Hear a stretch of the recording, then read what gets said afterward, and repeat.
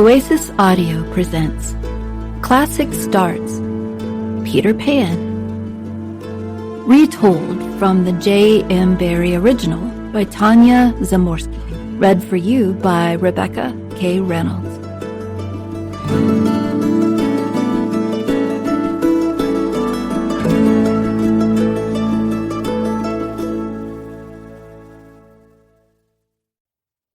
Chapter 1. Famous Last Words. All children grow up. All except one. Wendy learned this when she was playing in the garden one day at the age of 2. She brought her mother a flower, and Mrs. Darling hugged her and said, "Oh, why can't you stay like this forever and ever?" Before that day, Wendy didn't realize she wouldn't stay the same. Wendy had 2 younger brothers, John and Michael. They were growing too. Mrs. Darling stayed home with the children while Mr. Darling went to work in stocks. His stocks didn't always work for him, however, and so the family had to scrimp and save. They still had a nanny, of course, because all the other families in the neighborhood had one, and Mr. Darling cared very much about keeping up with the neighbors. But the Darlings were poor, and so their nanny was actually just a giant Newfoundland dog named Nana. Nana was an interesting nanny, to say the least. She didn't believe in all this newfangled talk about germs. Sometimes she would lovingly lick the children right after she licked her own foot. Mr. Darling was ashamed of Nana, and sometimes he was cold to her as a result. He shouldn't have been. She was actually quite a treasure. If the children wandered or dilly-dallied on their way to school, she would bump them with her big head to get them back on track. She never once forgot John's soccer uniform, and she usually carried an umbrella in her mouth instead of a bone in case of rain, and it did rain quite often in England. All in all, the Darlings were a normal, happy English family, until, that is, the arrival of a boy named Peter Pan. Mrs. Darling had never heard of Peter Pan until one day when she was tidying up her children's minds. Most good mothers do this after their children are asleep, as if minds are drawers and children's memories are underwear and socks that need to be neatly folded and put away. Oh, how Mrs. Darling would wrinkle her forehead sometimes at the sweet things she found in her children's minds, wondering where on earth they had picked them up. These things she would lay out and lovingly smooth on the bed for the children to slip on first thing in the morning. Other times, however, she found mean or ugly thoughts in her children's sleepy heads. These she would shake out and quickly hide like something pushed under the bed. Children's minds are a curious place. If someone could draw a map, it would be full of zigzag lines and squiggles. Eventually, however, all the lines and squiggles would lead to Neverland. What is Neverland, you ask? It is the magical island in the middle of every child's mind. It is a place children go to mainly in their imaginations, unless, of course, they have an invitation and a very special guide. Every child's Neverland is slightly different. Some are in color and others are in black and white. Some have ragged coral reefs with tiny smashed-up boats, lonely caves, and tiny huts on the beach. Others have hunchbacked little old ladies, turtles laying eggs, or gnomes who like to sew. Others still have scary first days at school, trying not to laugh at church, pop quizzes on grammar that you haven't studied for, money from the tooth fairy, and chocolate pudding. There are no rules to what one's Neverland should be. John's Neverland had a lagoon with flamingos flying over it, while Michael, who tried hard to be like his older brother, had a flamingo with lagoons flying over it. Wendy, meanwhile, had a pet wolf and a boat. The island doesn't appear on any map because it never stands still. If you can find it, Neverland is a very fun place to visit during the day when it's sunny, but in the 2 minutes before children go to bed, it becomes scary and full of shadows. That is why night lights were invented. Mrs. Darling didn't know anything about Neverland, or rather, she did, from her own childhood, but she had long since forgotten and was so confused when she bumped into the island in her travels through her children's minds. There were other things that confused her, too. For starters, there was the name Peter, which came up again and again in bolder letters than any other word in all of her children's minds, especially Wendy's. "Who is this Peter?" she asked her daughter. "Is he a friend of yours?" "Well," Wendy admitted, "not always." "You know I don't like you talking to strangers," Mrs. Darling said. "But he isn't a stranger, Mother. Don't you remember him?" "Why, I've never heard of him in my life," Mrs. Darling insisted, but as soon as she said this, she knew it was not quite true. She could not remember meeting Peter or ever knowing him. No, she was too old for that, but in the back of her mind, she recalled a story about a boy who kept children company so that they would not be scared. She was sure that she had believed in him when she was Wendy's age. "Well, anyway, even if I did remember him, by now he would be grown up, just like me," she said, and tucked Wendy in for the night. "I'm worried about this Peter person," Mrs. Darling told her husband later that evening. "Oh, don't be," he said. "It's probably just some nonsense put into their heads by that no-good nanny. It will all blow over. Wait and see." These are what are sometimes referred to as famous last words. Chapter 2. Now, Peter, now. Children often find even the strangest events rather commonplace.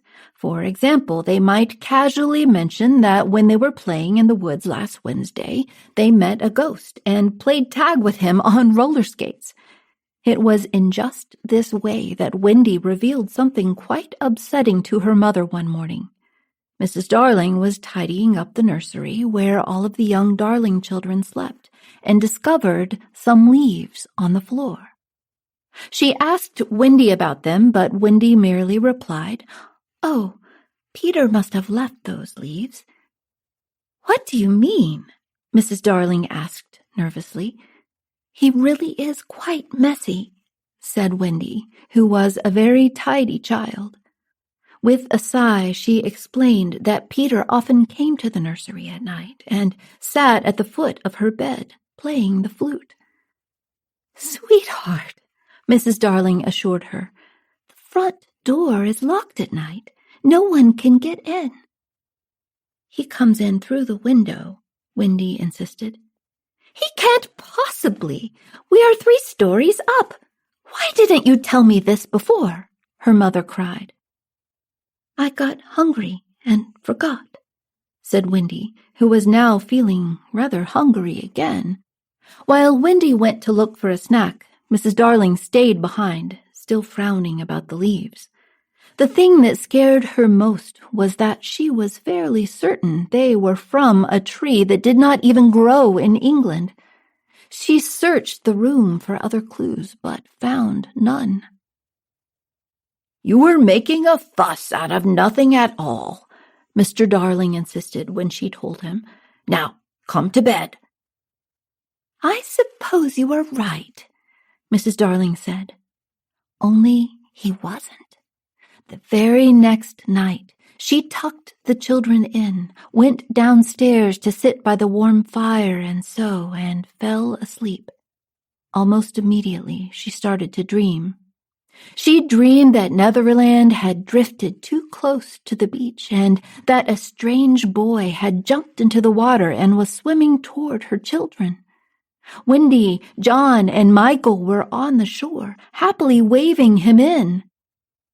This might have only been a silly dream were it not for the fact that upstairs the window of the children's bedroom had blown open, and a boy really had flown in and dropped onto the floor. With him was a little light, no bigger than a fist, that darted around the room like a mosquito. Mrs. Darling woke with a start. She knew at once that the swimming boy was Peter Pan. She ran upstairs, threw open the door to the children's bedroom, and sure enough, there he was. He was wearing clothes made of leaves, the same strange kind that he had left behind the last time.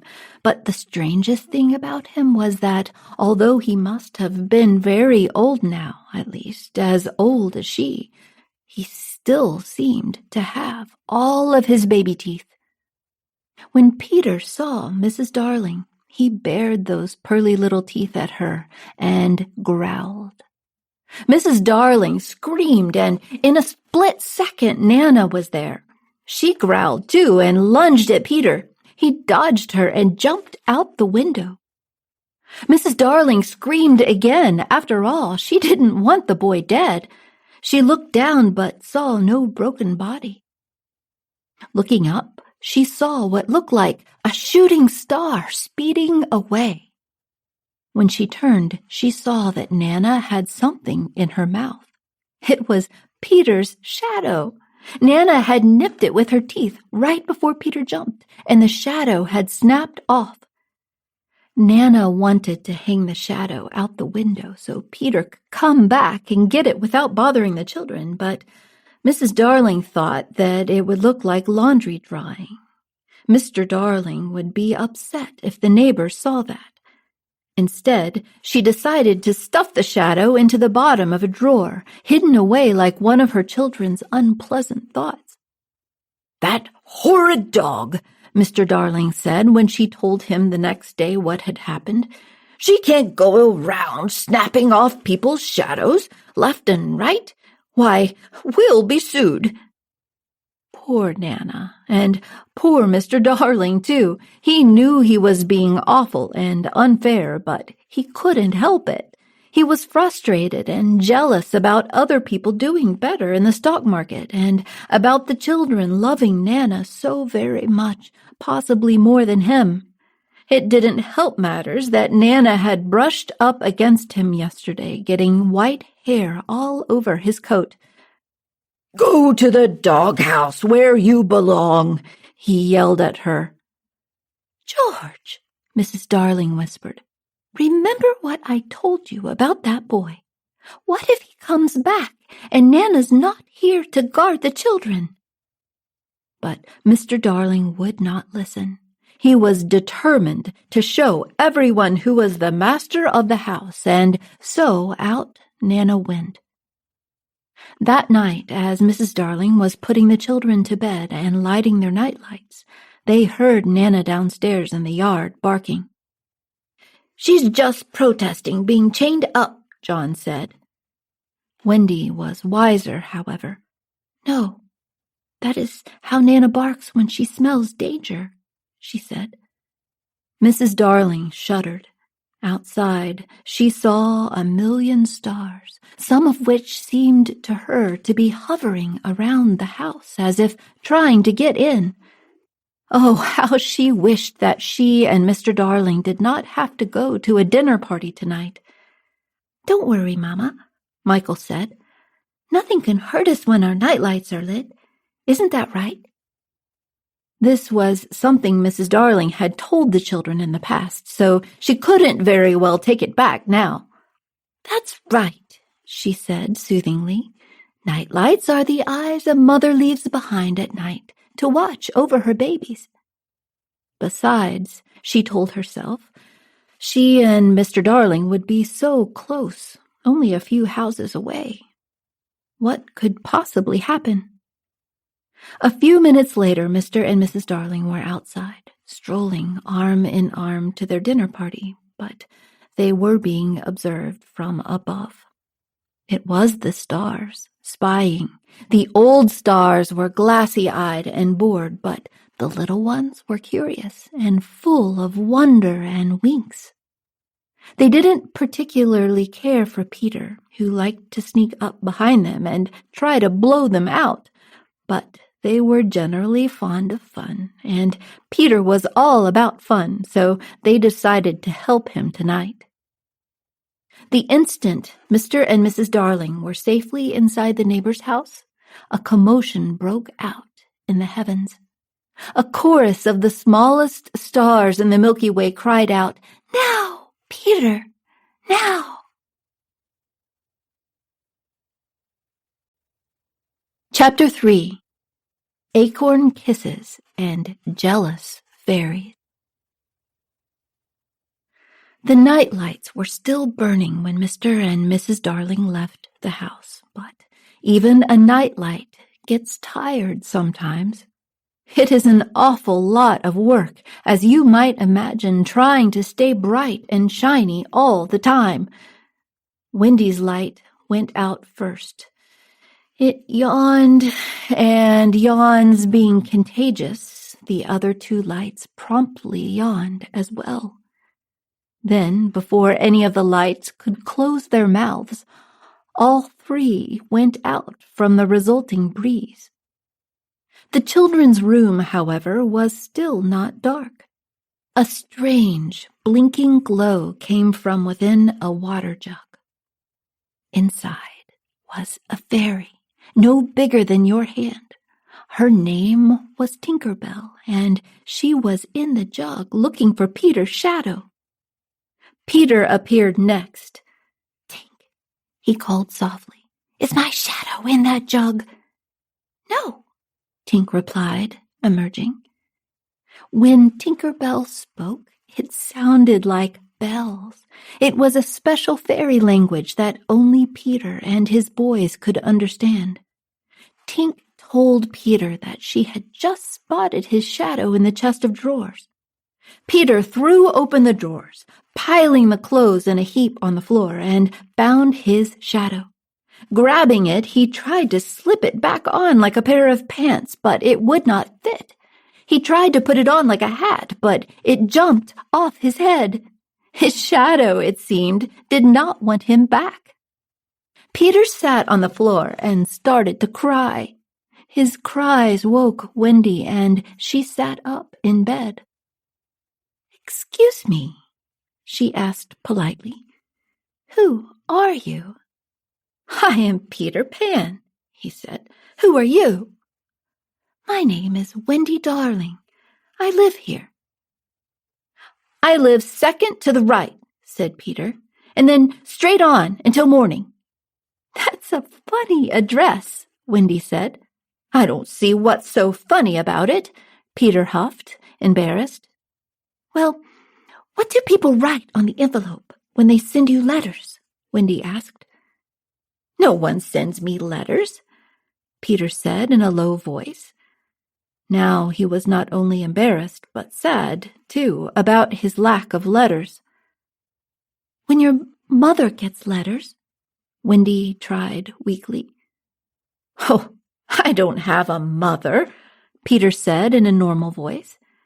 The funny address and the lack of letters had bothered him briefly, but mothers, he felt, were overrated.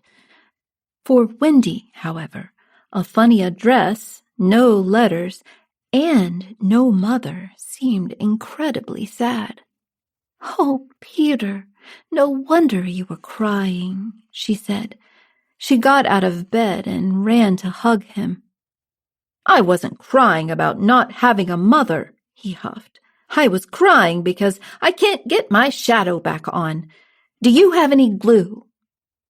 Wendy smiled. How exactly like a boy. You can't glue it back on, silly. It must be sewn on. I will do it for you. Feeling very important, Wendy got her sewing kit. Within minutes, the shadow was back where it belonged, even if it was a bit wrinkly. Wendy wondered briefly whether she should have ironed it first. Yippee! Peter cried, twirling in front of the mirror. Look at me and my handsome shadow. A thank you might be nice, Wendy suggested. For what? Peter asked. This made Wendy so mad that she got back into bed and covered her face with the blankets until Peter apologized. I'll forgive you if you give me a kiss, Wendy said, turning her cheek to him. She was of the age when she was starting to think about kisses. Peter hesitated, confused. Finally, he dropped an acorn button into her hand. Realizing that Peter was not quite that age yet, and not wanting to embarrass him, Wendy politely thanked him and said that she would wear his kiss on a string around her neck. How old are you? She asked. I don't know, Peter said. I ran away on the very day I was born, after I heard my parents talking about what I would be when I grew up. Why? Wendy asked. I didn't want to grow up, Peter said simply. Now I live with the Lost Boys and the fairies. Fairies? Wendy breathed, wide-eyed. Immediately she began to ask Peter everything she could think to ask about fairies. You see, Peter explained, when the very first baby laughed, for the very first time its laugh broke into 1,000,000 pieces. Each piece then became a fairy. This talk of fairies suddenly reminded Peter of Tinker Bell, who was being awfully quiet. He rose to look for her. Wendy jumped up, excited. Do you mean to say there is an actual fairy in this room? They both listened for her, but all Wendy could hear was the tinkle of bells. Oh, that's Tink. That's fairy language, Peter frowned, and it seems to be coming from inside that chest of drawers. Suddenly, Peter laughed. He realized he had locked Tinker Bell in the drawer. She must have flown in when he reached for his shadow. Oh, how she screamed when he let her out. Tink, he said, watching her fly around the room in a flurry. Such language! What's she saying? Wendy asked, watching the angry blur. I do wish she would stand still so I could see her. Will she be my fairy? Tink, Peter said, stand still for a second, would you? Wendy wants to see you and for you to be her fairy. Tinker Bell clinked something angry in reply. She says you are a huge, ugly girl and she can't be your fairy because she is my fairy. Well, Wendy huffed, she is not very polite. Peter had to agree. Since Tinker Bell wasn't cooperating, Wendy turned her attention back to Peter. She had so many more questions for him. He told her all about the Lost Boys who had fallen out of their strollers when they were babies and had never been claimed. I'm their captain, he said. What fun, Wendy replied. But are there no girls on the island? Oh, no, Peter replied.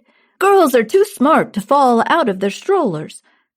What a nice thing to say, Wendy replied, blushing. Suddenly Wendy screamed. It felt as if someone had pulled her hair. That must be Tink, Peter explained. She is certainly being naughty today. Tinker Bell told Peter that she would continue to misbehave so long as Peter kept being nice to Wendy. Just like Mr. Darling, it seemed that the little fairy suffered from one enormous case of jealousy. Chapter 4. The Birds Leave the Nest. "Peter," Wendy said, "why did you come to the nursery?"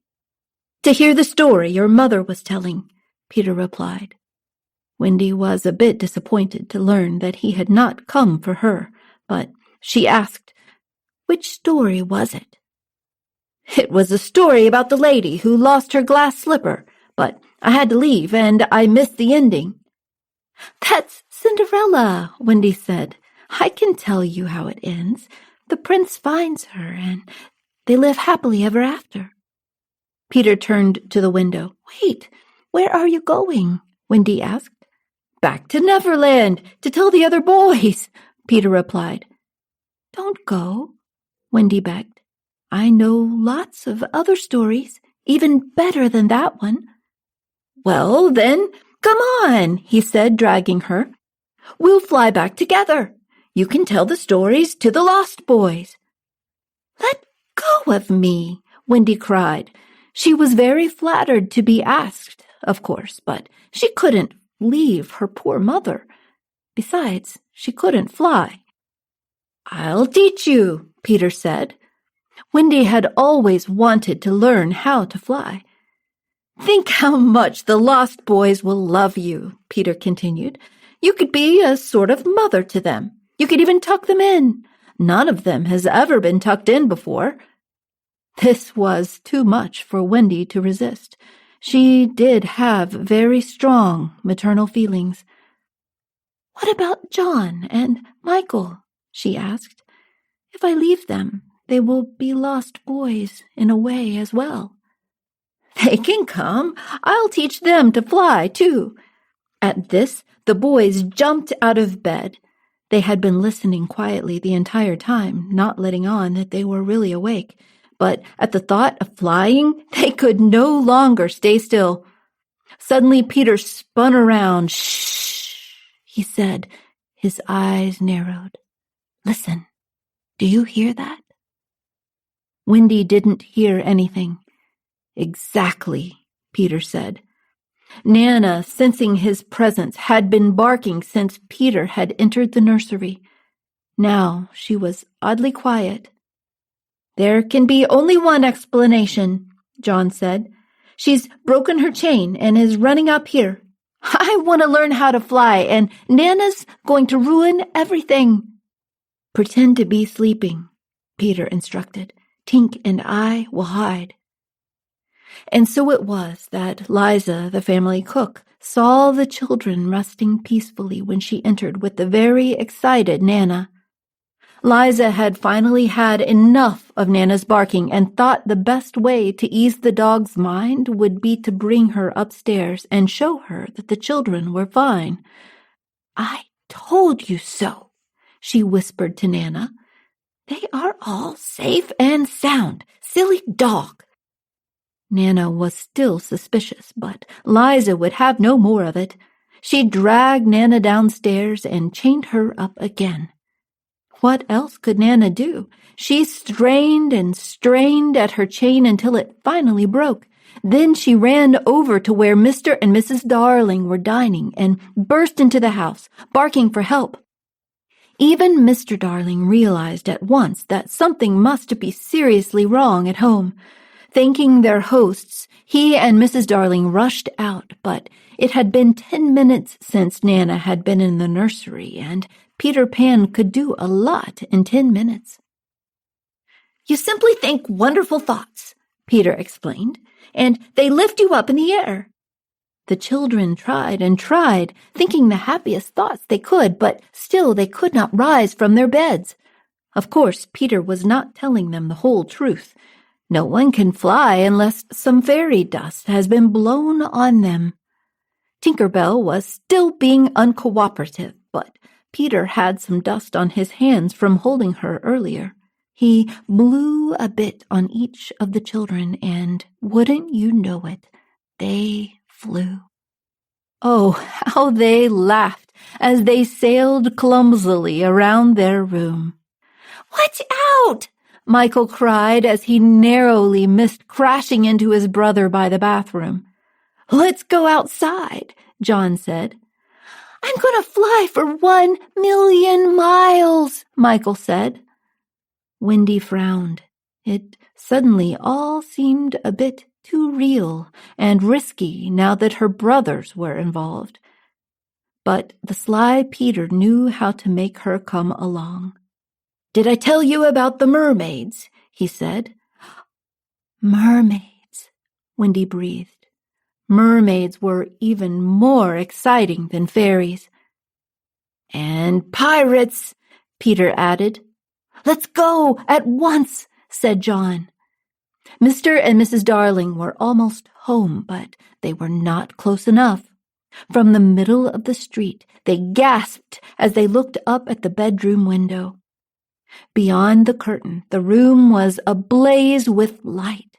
Inside, they could see 3 little shadows whirling around and around, not on the floor, but incredibly in the air. No, not 3 figures, but 4. The stars, still watching from up above, called out a warning. "Peter, the grown-ups are coming back!" There was no time to lose. Peter threw open the window. "Come on!" he cried, soaring into the night. John, Michael, and Wendy followed. Still on the street, Mr. and Mrs. Darling and Nana watched in horror as their 3 little birds left the nest and were gone. Chapter 5. The Long Flight. Second to the right, and then straight on until morning. Wendy remembered what Peter had said, but it seemed that even birds carrying street maps and consulting them at windy corners couldn't have found Netherland with those directions. And so Michael and Wendy and John had no choice but to follow Peter and to trust him completely. He led them around in circles, flying past church spires and clock towers and any other tall object that struck his fancy. John and Michael didn't mind. They were having too much fun flying over the ocean, racing each other between waves. Wendy, however, was worried. It seemed to her that they had been flying for days now. Was the island called Neverland because they would never land? It certainly seemed a possibility. She was relieved, at least, that Peter was feeding them, although his way of doing so was rather strange. He would chase birds that had food in their mouths and steal it. The birds would then steal it back, and so it went like this for a while until someone managed to gobble the food down. Worst of all, the children were getting incredibly sleepy. Occasionally, one of them would fall asleep while flying and drop like a heavy stone toward the cruel sea below.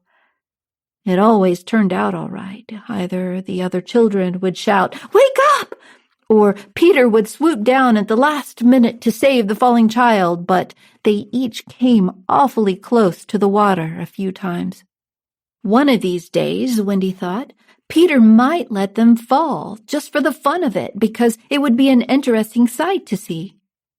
"Don't make him mad," Wendy whispered to John. "What would we do if he left us?" "We would go back," John said. "We don't know the way." "Well, then, we would go on," said John. "We don't know that way either. In fact, we don't even know how to stop flying." John thought about this. Wendy was right. Peter had never shown them how to stop. "Well," he said, "worst comes to worst, we could always just keep going. The world is round after all. Eventually we would get back to our bedroom window, don't you think?" Peter was nowhere to be found. It wasn't uncommon for him to leave them occasionally. Easily bored and distracted, he would fly up high to talk to the stars or down low to talk with a mermaid. He always came back, but sometimes he seemed barely to remember them, as if he had already moved on to his next adventure. "I'm Wendy," Wendy had reminded him once when he had flown back and looked at her blankly. "I know that," Peter had said, but she could tell he was lying. Eventually, the children learned how to fall asleep without falling. Peter, however, found this boring, so he would cry out and wake them up anyway, just to see them jump. At last, they reached Neverland, less due to Peter's guidance, it seemed, to Wendy than through sheer luck, or perhaps because the island had been looking for them. "There it is," Peter said. He gestured in the direction the sun was shining, like 100 golden arrows pointing to the island. "Look, there's the coral reef and the tiny hut and the cave," cried John, "and my lagoon with the flying flamingos." "And there's the hunchbacked little old lady, and the turtles laying their eggs, and the sewing gnomes," Michael added, "and my flamingo with the flying lagoons." "Hello, Wolfie," Wendy called down to her pet wolf. "Hello, boat." The children also saw and recognized the scary first days at school, trying not to laugh at church, the pop quizzes they hadn't studied for, the tooth fairy money, and the delicious chocolate pudding. It was all so familiar. Peter was a little annoyed with the children for knowing so much about the island. He wanted to be the one who knew everything. Shortly, however, the sun went down and the children got scared. Then Peter felt better because they needed him again. Down below, black shadows grew and strange noises could be heard. Out in the open sky, there were no night lights or nanas to keep a child safe. The children were on their own. Huddling close to Peter, they flew so low now that their toes occasionally brushed the ocean. Something strange hung in the air. All of them could sense it. "They don't want us to land," Peter said. "Who are they?" Wendy whispered, shuddering. Peter wouldn't say. Instead, he said, "This island is full of pirates, and their captain, Hook, is the biggest pirate of all." The boys had been excited about the pirates, but at the reality of them, Michael began to cry, and even John gulped. "Of course, Hook's not quite as big as he used to be," Peter added, "thanks to me. During our last battle, I chopped off his right hand with my sword. Now he has an iron claw instead of fingers. If you meet him, you leave him to me. Got it?" "Yes." "Don't say yes. Say aye, aye, sir. Every boy who serves under me has to say that." "Aye, aye, sir," John replied. It occurred to John then that Tinker Bell's light might make it easier for the pirates to see them. "Tell her to go away at once, Peter," the children cried, but he refused. "She gets scared and lonely too," he said. They compromised. John would carry Tink in his hat, which he would hold in his hand. This worked for a while until John got tired and Wendy took over. "Don't think this changes anything between us," the still jealous Tink clinked, if only for Peter's benefit. Suddenly the quiet black sky was split in two by a loud boom. The noise echoed through the dark mountains. "It's their cannon!" John cried. "The pirates have fired at us. Is anyone shot?" "I'm not," Michael said. But wait, where were Peter and Wendy?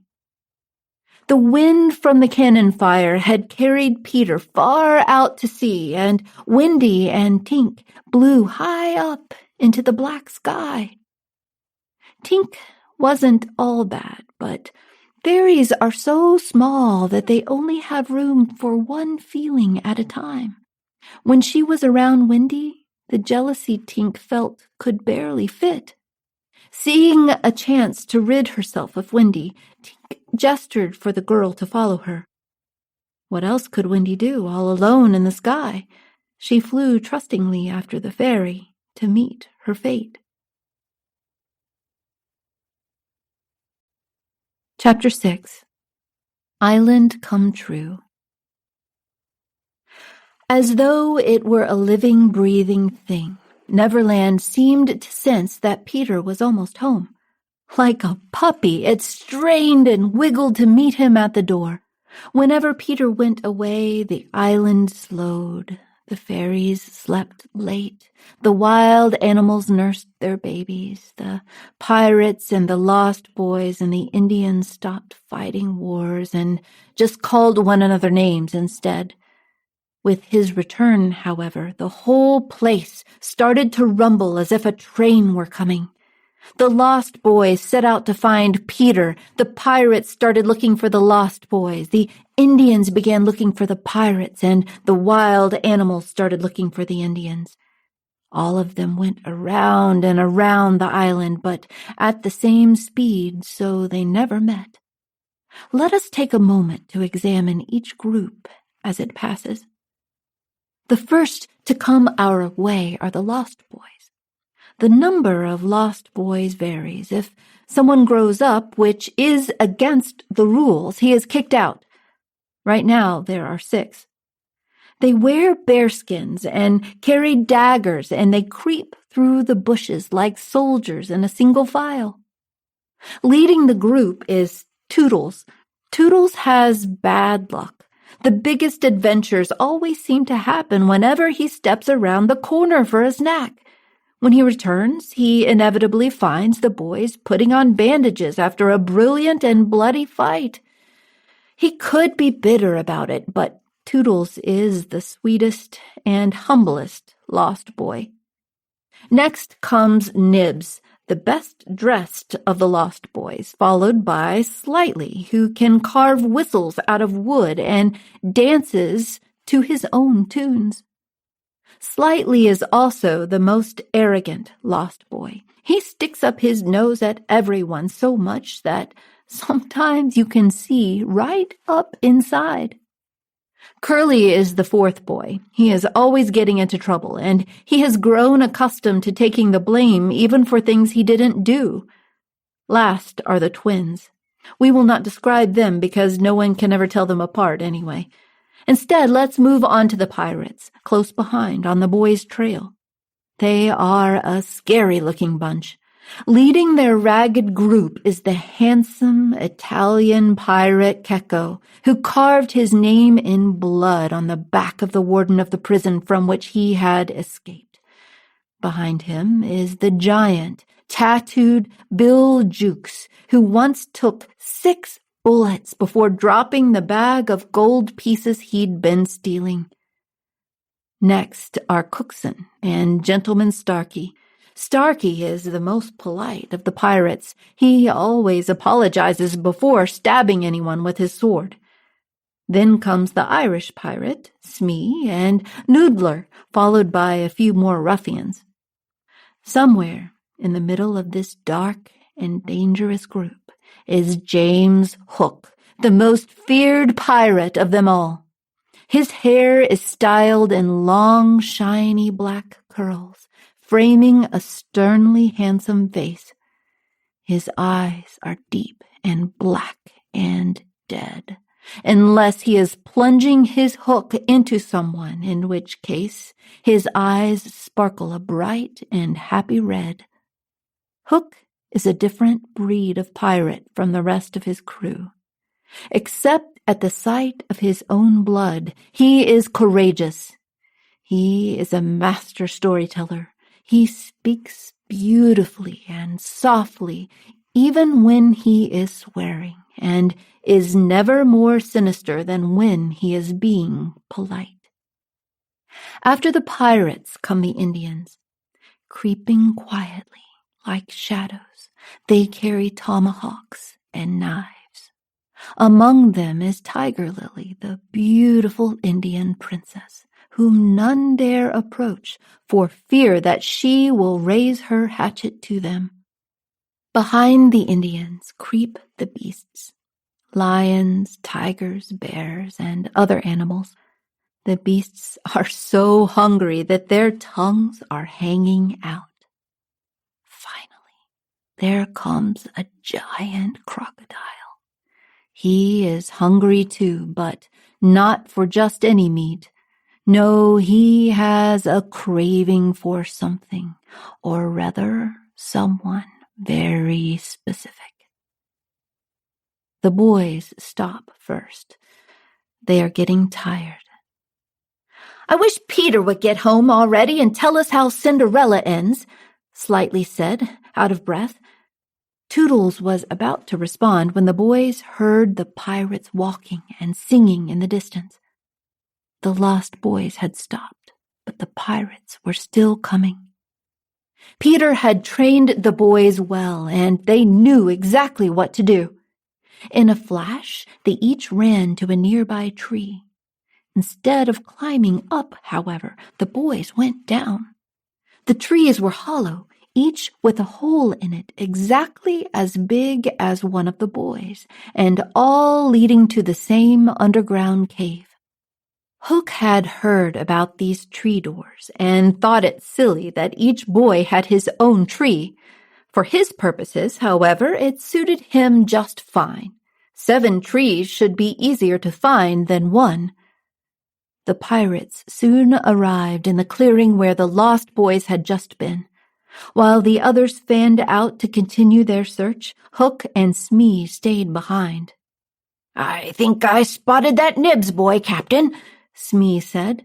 "Shall I run after him? I could tickle him with my sword." "No," Hook said. "I want them all, especially their captain, Peter Pan. He cut off my arm and threw it to a passing crocodile." He waved his iron claw in the air. "One of these days, I'm going to shake his hand with this." "Is that why you fear crocodiles?" Smee asked.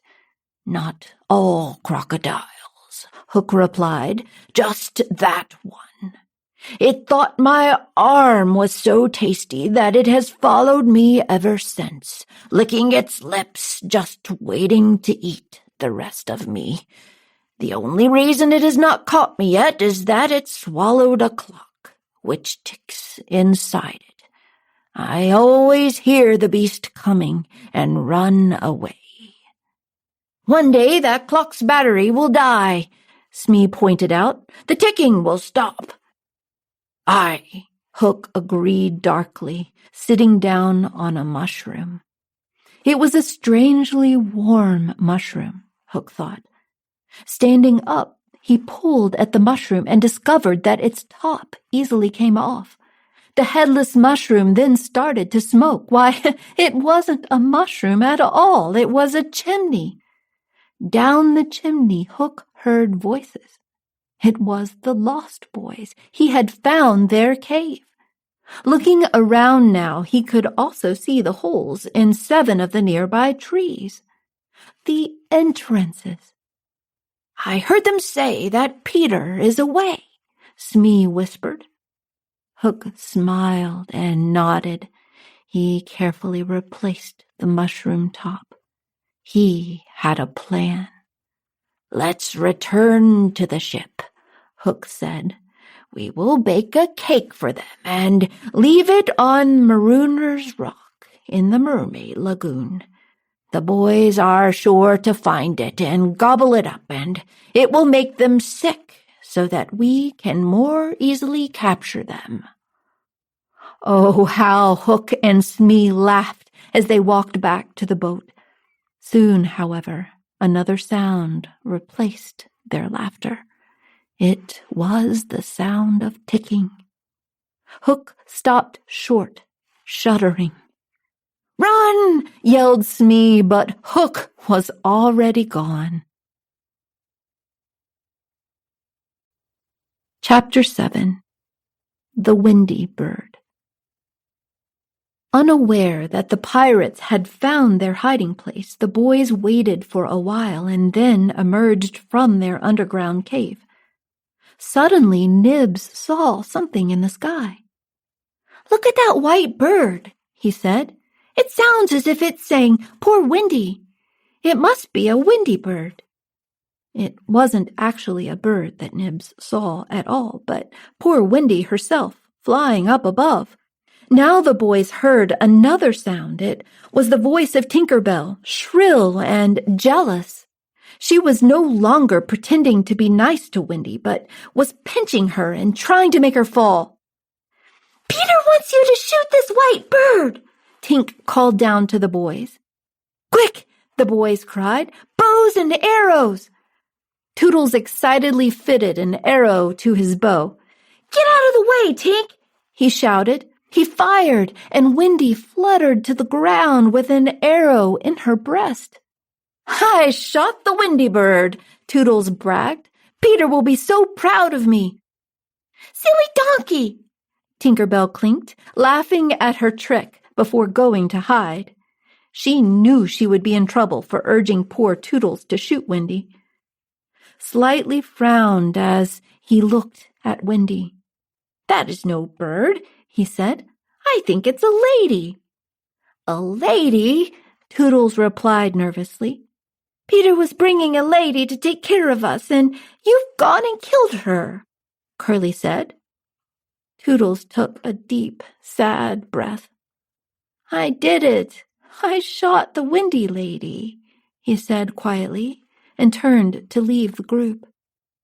Just then the boys heard a crowing sound up above. It was Peter's signal. He was back. They gathered around Windy so that Peter would not see her. He dropped to the ground in front of them, but no one said a word. "Why so quiet, boys?" Peter asked. But still, none of the boys spoke. "Never mind," Peter said. "I have news. I brought you back a mother. You may even have seen her already. I think she was flying this way." Toodles cleared his throat. "Boys," he said bravely, "step aside." The boys obeyed, revealing Windy's body. Peter bent, took the arrow from Windy's heart, and turned to face his band of boys. "Whose arrow is this?" he asked sternly. "Mine, Peter," Toodles replied. Angrily, Peter raised the arrow, prepared to hit Toodles with it, but he couldn't do it. At just that moment, Nibs saw Windy move.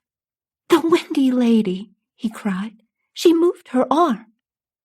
Peter bent over Windy again and saw the acorn he had given to her when she'd asked for a kiss. It was on a string around her neck. The arrow had hit the acorn and saved her life. "Hurry up and get better," he said, "so I can introduce you to the boys and the mermaids." From her hiding spot above, Tink sighed loudly. "Listen to Tink crying because the Windy lady is alive," Curly said. The boys told Peter about her crime. "We are not friends anymore, Tink," Peter cried. "Go away and never come back."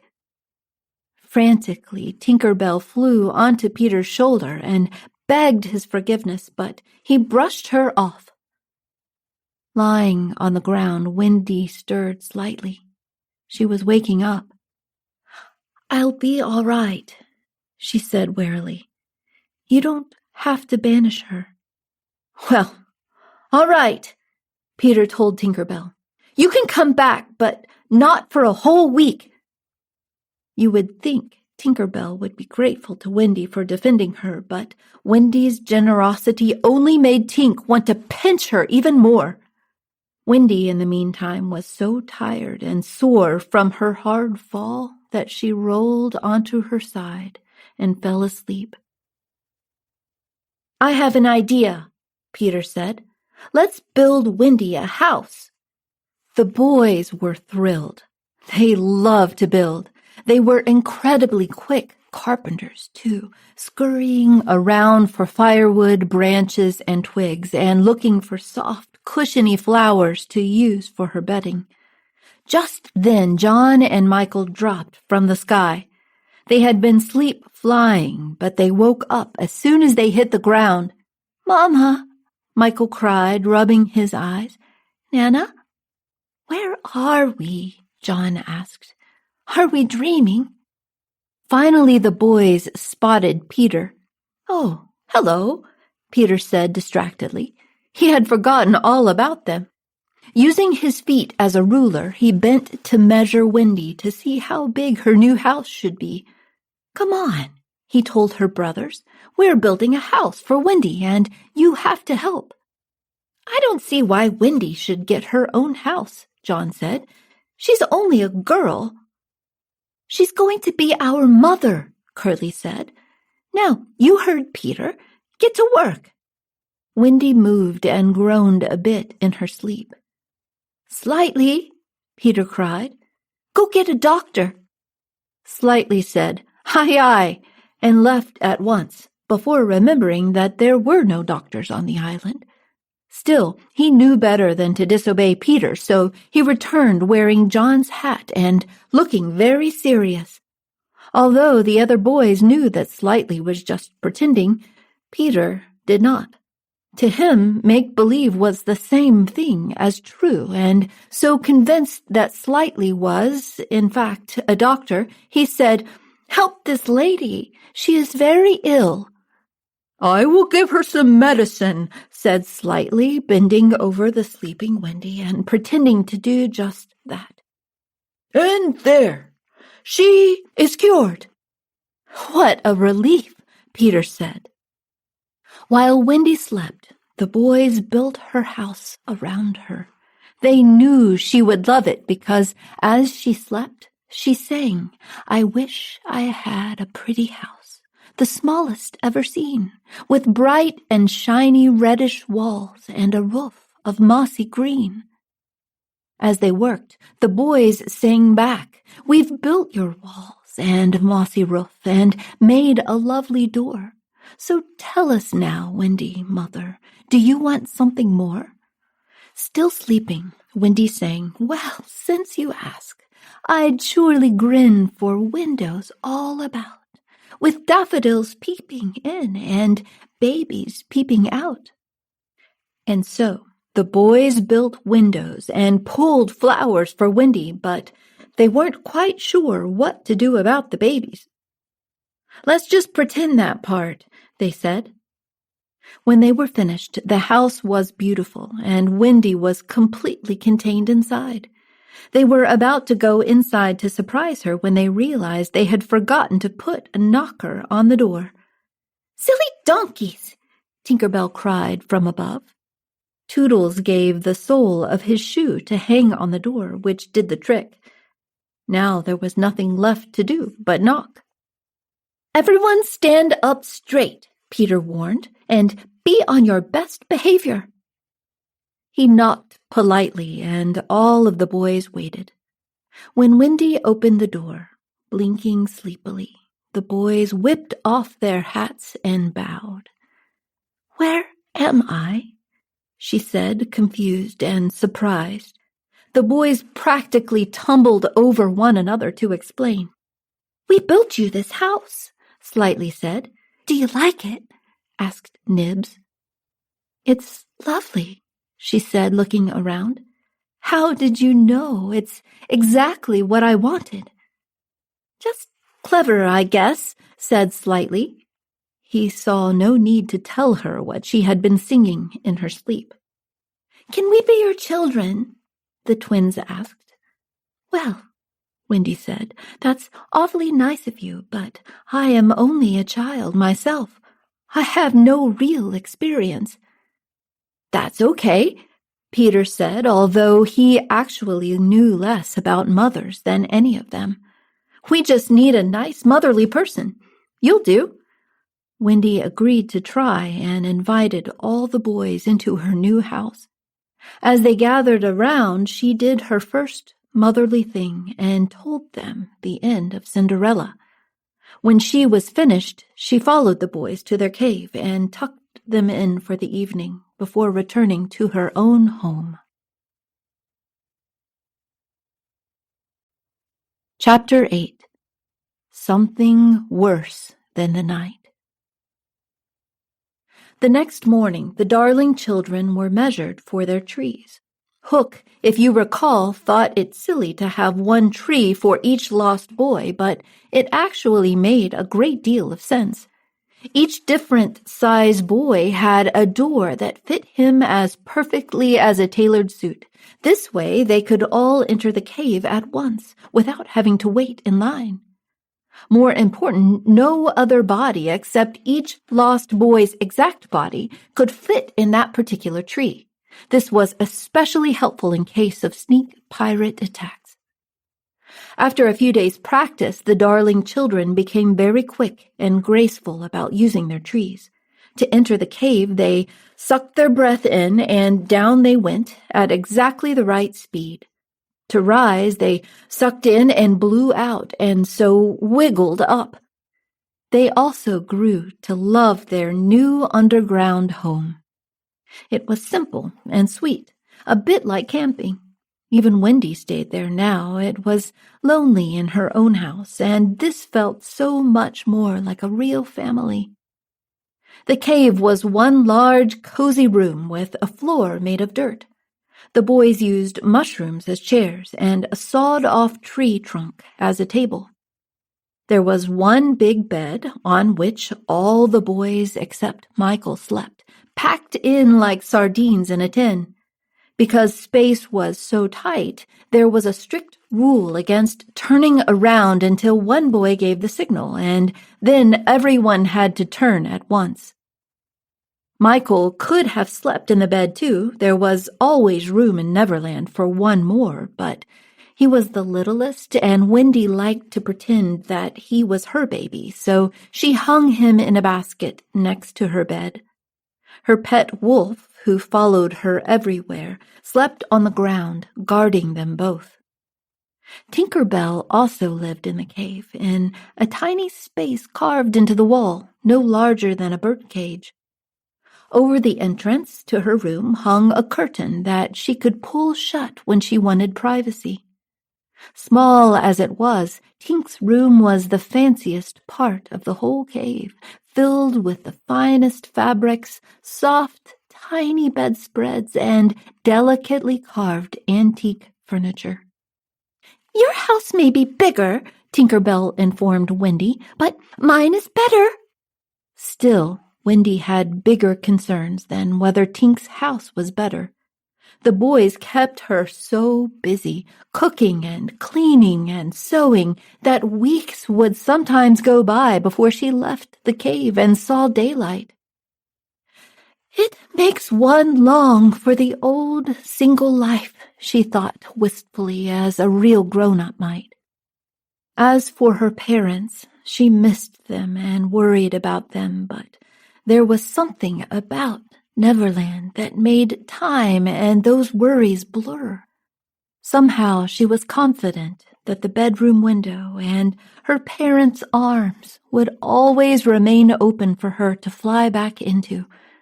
What did disturb Wendy, however, was the fact that John was starting to forget their parents, and Michael had already forgotten them entirely. He actually thought she was his real mother. To fix this, Wendy set up a little school with their old life as the subject instead of spelling or math. The other boys wanted to go to school too, so she let them sit in. Of course, they always failed the quizzes, especially the ones with hard questions like, "What color are mother's eyes?" "How did we spend last Christmas?" and "Describe father's laugh." Peter never came to school or took a quiz. He said it was because he despised mothers and holidays and even sometimes laughs. but really it was that he couldn't read or write. While the other boys were in school, Peter would go off alone. Whether he went on real or imaginary adventures, Wendy could never tell unless she or one of the other boys had also gone, and with Peter sometimes not even then. But Wendy had many of her own adventures. Which such tale would you now like to hear? The night attack by the Indians on the underground cave, when a few of them got stuck in the hollow trees like fat Santas in chimneys, or perhaps the time Peter saved Tiger Lily's life in the Mermaid Lagoon and so made her a lifelong friend. Maybe I should tell you instead about the cake the pirates baked and kept leaving around to make the boys sick, but which Wendy kept finding and snatching from the hands of her children until it got stale and they didn't want it anymore, and Hook eventually tripped over the hard, stale lump in the dark, stubbing his toe. I could tell you about the birds that were Peter's friends, especially the Never bird who lived in the tree above the lagoon, and how her nest fell in the water once, but she kept sitting on it anyway to protect her eggs, and Peter gave orders that no one was to disturb her. A shorter lagoon adventure, and almost as exciting, was Tinker Bell's attempt, with the help of some other fairies, to float a sleeping Wendy back to the mainland on a leaf, until Wendy woke up and swam back to Neverland, foiling Tink again. Perhaps the best way to choose is simply to toss a coin. And so the lagoon has won. If you are lucky, when you close your eyes at night, you will sometimes see a lovely lagoon where the mermaids live and sing their beautiful songs. When you are awake, the nearest you can get to this lagoon is the beach at sunset in the surf. The children spend long summer days at the lagoon, swimming or lazily floating. Much to Wendy's disappointment, the mermaids turned out to be as unfriendly as Tinker Bell. When they weren't splashing her with their tails, they ignored her entirely. The mermaids didn't like the boys either, except, of course, Peter. Peter spent hours talking to the mermaids or sitting on their tails when they got particularly cheeky. The lagoon was most beautiful at night when the moon came up, and the mermaids began to sing their strange, wailing songs to lure the sailors onto the rocks. But it was not a safe place for humans then. Wendy knew this and made sure that she always gathered her children and left before dark. On this day, however, as they were all dozing on Marooner's Rock after lunch, something strange and frightening happened. It wasn't night yet, at least Wendy didn't think it was, but the lagoon seemed to shift around them. Little shivers ran over the water, and shadows replaced the sun. It was not that night had come. It was something worse. Chapter 9. The Mermaid Lagoon. Wendy probably should have woken the children at once, but she was a young mother, and it had not yet been half an hour since they had eaten. Even when she heard the sound of muffled oars, she did not wake them, although she was so scared that her heart seemed to leap into her throat. Instead, she stood guard over them while they digested. Peter, however, who was snoozing on the rock as well, could smell danger even in his sleep. At the sound of the oars, he jumped to his feet, as alert as a dog, and quickly rowed the boys. "Pirates," he whispered. Just that one awful word. The others huddled close around him. "Dive!" he cried. "Now!" There was a flash of legs, and all of the boys were in the water. They hid as best they could while the pirate dinghy pulled up to the rock they had just been sitting on. In the boat were Smee and Starkey and their captive, the Indian princess, Tiger Lily. The pirates had caught her, trying to sneak aboard their ship with a knife, and had tied her hands and ankles. They were going to leave Tiger Lily on the rock to drown when the tide came up and covered it. She did not beg. A true princess, she sat up straight and stared proudly ahead. In her dark, watery hiding spot, Wendy cried. She had never witnessed such cruelty or bravery. Peter had seen plenty of both and was not particularly moved.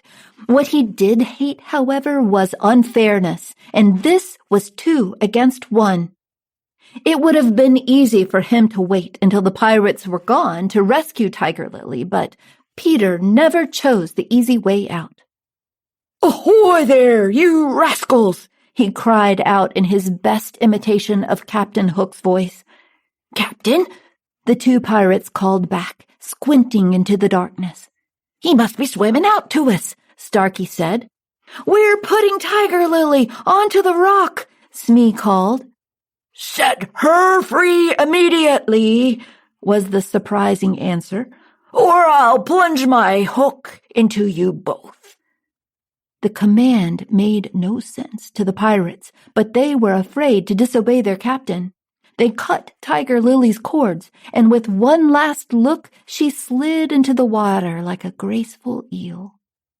"Boat ahoy!" Hook yelled suddenly, only this time it was the real Hook, who was apparently also in the water and swimming toward the boat.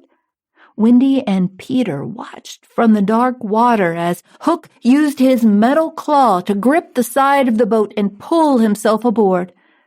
From the light of the pirate's lantern, Wendy could see his roughly handsome face. She wanted desperately to swim away, but Peter signaled for her to stay put.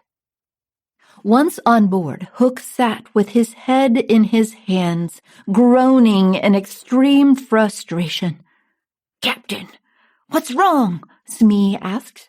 "It's over," Hook said, sighing. "The lost boys have found a mother." Wendy puffed up with pride, floating now a little higher. "Oh, evil day," Starkey said. "What's a mother?" asked Smee. Just then, the nest belonging to the Neverbird floated by with the mother bird still sitting on it. "That is a mother, and a good example of one at that," Hook told Smee. "Her nest fell into the water, but has she deserted her eggs? No."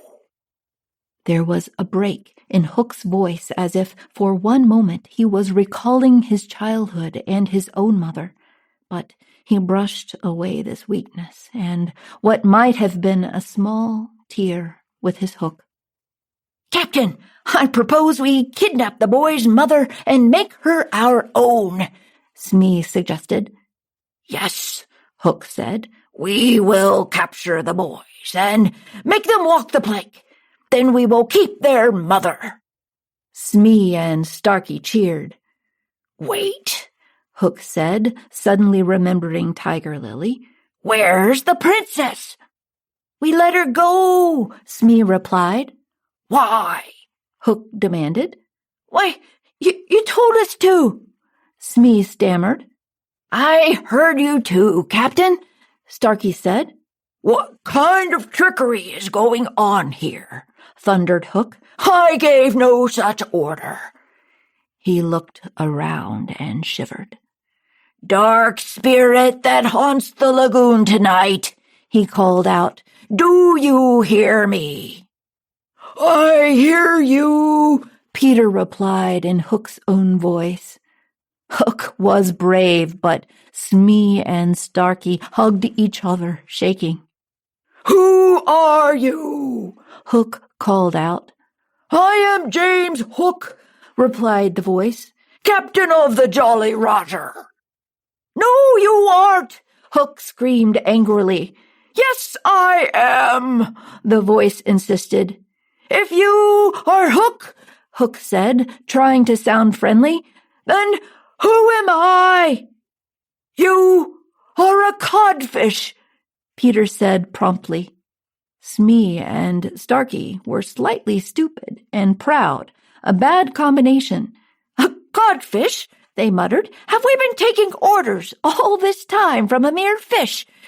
Hook barely heard them. It was not their lack of faith in him that most bothered him, but suddenly his lack of faith in himself. He felt his ego slipping away from him. "Don't desert me," he whispered to it hoarsely. "Hook," Hook asked cleverly, "do you have another voice?" Peter could never resist a game, so he answered in his own voice. "I do." "And another name?" "Yes." "Are you an animal, a vegetable, or a mineral?" Hook asked. "Yes, no, and no," Peter replied. "Are you a man?" Hook tried next. "No," Peter practically spit. "A boy, then?" "Yes." "An ordinary boy?" Wendy wanted to play, too. "He is a wonderful boy," she shouted out, giggling. Hook was stumped. "You can't guess! You can't guess!" Peter bragged. "Give up?" In Peter's pride, the pirates saw their chance. "Yes, we give up," they cried. "Tell us who you are." "I'm Peter Pan," Peter yelled out, laughing. Instantly, Hook was himself once more, and Smee and Starkey his faithful crew. "Get him!" Hook roared, "dead or alive!" Quickly, Peter whistled for his own crew. The lost boys were resting in various parts of the lagoon. "We're coming, Peter!" they cried. The fight was short but sharp. Swords flew in the water and air, followed by many wheezes and whoops and wails as the two pirates and the lost boys clashed. Hook and Peter had their own private battle to fight. They met not in the water but on the rock, which they both coincidentally climbed at the same time from opposite sides. It was so dark that they didn't see each other until they were almost in the middle, nose to nose. Peter grabbed a knife from Hook's belt and was about to finish him off when he noticed that he was higher up on the rock than Hook. This would not have been fighting fair, so Peter offered Hook a hand to hoist himself up. Hook was not a similar fan of fighting fair. He leaned over and bit Peter in response. It was not the pain of the bite, but the pain and the surprise of the unfairness that dazed Peter, making him quite helpless. All children are affected like this the first time they realize the world is unfair. People had been unfair to Peter before, but he had always forgotten it, and so he reacted as if it were the first time. Hook clawed Peter twice with his hook, and might have finished him off had he not just then heard a ticking. Instead, Hook slid immediately into the water, swimming madly for his ship. Chapter 10. The Never Bird. Out on the water, the lost boys had won their fight with Smee and Starkey, but they couldn't find Peter or Wendy or Hook. Taking the pirate's dinghy, they sailed home in it, shouting for Peter and Wendy the entire time, but there was no response, except for an occasional mocking from the mermaids. "They must be swimming or flying back," the boys concluded. Had they stayed in the lagoon, they might have soon heard two voices crying for help. Peter and Wendy, he injured and she weak, had climbed back onto Marooner's Rock. As the water rose dangerously around them, they fell unconscious, one right after the other. A mischievous mermaid pulled Wendy by her toe, trying to get her into the water. Feeling her slip from him, Peter woke up just in time to pull her back. "Our rock is shrinking," he told her. "Soon it will be gone." "Let's go then," Wendy cried. "We can swim or fly away." "I can do neither," Peter replied. "I have been injured. You go." But Wendy was too weak to make it on her own. The children put their hands over their eyes to shut out the sight of rising water and prepared to meet their end. Just then, something brushed Peter's leg. It was as light as a feather, and it seemed to be asking, "Can I help?" What luck! It was the tail of a kite, which Michael had made a few days earlier but then lost to the wind. Peter grabbed it and wrapped it around Wendy. "Now, you!" Wendy cried. "It can't lift us both," Peter explained. "Michael and Curly tried." Wendy clung to Peter, refusing to go without him, but he pushed her from the rock and away she flew. Peter was left all alone in the lagoon. The rock grew smaller and smaller. In the distance, the mermaids called sadly to the moon. Like any boy, Peter was scared to die, but soon his fear changed to excitement. "To die will be an awfully big adventure," he said. Around him, the lagoon grew quieter and quieter. Peter heard the mermaids saying good night to one another and shutting the doors to their coral caves. He heard the water gurgle greedily as it rose to nibble on the rock. Then he saw something white floating on the water. He thought it was a piece of paper, or perhaps a piece of Michael's kite, but as he continued to stare at it, he realized that it had a more definite sense of purpose than a mere piece of paper would have. It seemed to be fighting the tide instead of just going with the flow. Peter found himself rooting for the white streak to win. The piece of paper was actually the Never Bird, sitting on her now floating nest. She was trying desperately to reach Peter. Although he had teased her in the past, he had also given orders that her nest was not to be disturbed. For this reason, and perhaps because she was above all things a mother, she would disturb her nest herself to save his life. "Swim to the nest," she called to him. "I am too tired to row all the way to you." But Peter didn't speak bird language and couldn't understand her, and even near death he could be very impatient. "What are you quacking about?" Peter asked rudely. "I don't understand a word." "Why, I never," the Never Bird said, and tried again. "Same to you," Peter replied, "whatever you just said."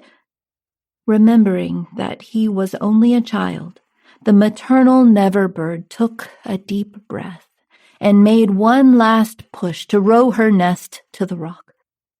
Upon reaching it, she flew up, leaving her eggs behind to make some room for Peter. Finally, realizing her meaning, Peter waved his thank you to the Never Bird. Looking down, however, he saw there was not enough room in the nest for both him and her two large white eggs. He lifted the eggs up, and the Never Bird covered her eyes with her feathers, afraid of what Peter might do. On the rock next to Peter was a waterproof hat, broad and wide, which Starkey had left behind. Peter put the eggs into the hat and set them afloat. With a final happy quack, the Never Bird swooped down and settled herself on top of her eggs. Peter got into the Never Bird's old nest, waved goodbye, and pushed off. He and his nest and Wendy with her kite arrived back at the cave at nearly the same time. Oh, how everyone rejoiced. The party went on until Wendy realized how late it was and told everyone it was well past their bedtime. The boys tried to stall, insisting they were injured and in need of slings and bandages, but Wendy would have none of it and sent them to bed. Chapter 11. The Happy Family. On the night that would come to be known as the night of all nights. The children ate a make-believe dinner. Unfortunately, their hunger was real, and as a result, they were noisy and misbehaving. "Be quiet!" Wendy yelled finally, for she was hungry and grumpy too. "Is your plate empty, Slightly?" Slightly looked down at his imaginary plate. "Not quite, Mommy." "He didn't take one bite of his carrots," Nibs said. John raised his hand. "Since Peter isn't here, can I sit in his chair?" "Sit in Father's chair?" "No," replied Wendy, who had taken to referring to Peter as Father. "He's not our real father," John complained. Toodles wanted in, too. "Can I be the father?" he asked. "No," Wendy said. "What about the baby?" he asked. "I'm the baby," Michael said. He was already settled in his comfortable basket. Toodles moped. "Slightly has his elbows on the table," someone reported. "The twins ate their dessert before their vegetables," someone else added. "Curly's eating all the butter and honey. Nibs is speaking with his mouth full." Wasn't this just like normal family life? Later, after the imaginary dishes were washed, Wendy sat by the fire and sewed socks with very real holes in them. As her boys played around her, she felt very content with her familiar little family. Just one thing was missing. Suddenly she heard a step above them. "That's Peter's step," Wendy said. "Children, go greet Father at the door." Peter entered, dropping down through his own personal tree, and the children ran to him happily. He had brought nuts and treats for them, and from the crocodile, the correct time for Wendy. This he obtained by following the crocodile until he chimed the hour. "You spoil us, Peter," Wendy said. "We want to dance," the twins cried. "Go ahead," said Peter, who was in a jolly mood. "You and Mommy, too." "Come on, Peter," Wendy said. "Children, go put your nightgowns on first." While the boys ran to do so, Peter and Wendy had a quiet moment alone. "Life is good, isn't it?" Peter said, warming his feet by the fire. "You and me and the little ones." "It is," Wendy agreed. "I think Curly has your nose." "Michael takes after you," Peter said. But suddenly, Peter looked scared. "Wendy," he said, "this is all make-believe, right? I'm not really their father." Wendy looked at him for a few seconds. "It's make-believe," she finally said. "Whew!" Peter cried. "I can't tell you how relieved I am to hear that. It would make me feel so old to be their real father." "And how do you feel about me?" Wendy asked. Peter just blinked, as if he didn't quite understand the question. Wendy sighed and went to sit at the other end of the room with her back to him. At that moment, the boys came out and sang and danced for Peter and Wendy in their nightgowns. When they had finished dancing, the boys got into bed for Wendy's good-night story, the story that they loved best and which Peter hated. Usually, when she told the story, he put his hands over his ears or left the room. Tonight, however, he stayed to listen. "Once upon a time, there was a gentleman," Wendy began. "I want a lady," Curly said. "I want a white rat," said Nibs. "Shh," Wendy said. "Okay, there was a lady as well. Their names were Mr. and Mrs. Darling." On the other side of the room, Peter flinched. "Hey," John said, "I know them." "Me too," Michael said, but he didn't sound sure. Mr. and Mrs. Darling were married and had 3 White rats? Nibs cried hopefully. Children, Wendy said, and they had a nurse called Nana. But one day Mr. Darling got mad at Nana and chained her up in the yard, and so all the children flew away to Neverland. That's a great story, said Nibs. Imagine how sad these parents were after their children left, Wendy said. Poor parents, the boys moaned, but they were just pretending to feel sorry. It's an awfully sad story, the first twin said cheerfully. If you knew how strong a mother's love is, you wouldn't worry, Wendy said. And now she came to the part that Peter hated the most. You see, Wendy said, the mother left the window open so her children could fly back one day. She closed her eyes. Can't you see it? Can't you picture the happy scene when the children finally fly back home? From Peter's corner came a hollow groan. Are you in pain? Wendy asked. No, but you're wrong about mothers. He took a deep breath. A long time ago, I thought my mother would also keep the window open for me, so I stayed away and played, but when I flew back, the window was locked. She had forgotten all about me, and another little boy was sleeping in my bed. Is that true or make-believe? Wendy asked, alarmed. Peter wasn't sure, but it scared the children all the same. So, that is what mothers are like, they thought. Wendy, let's go home, right now, John cried.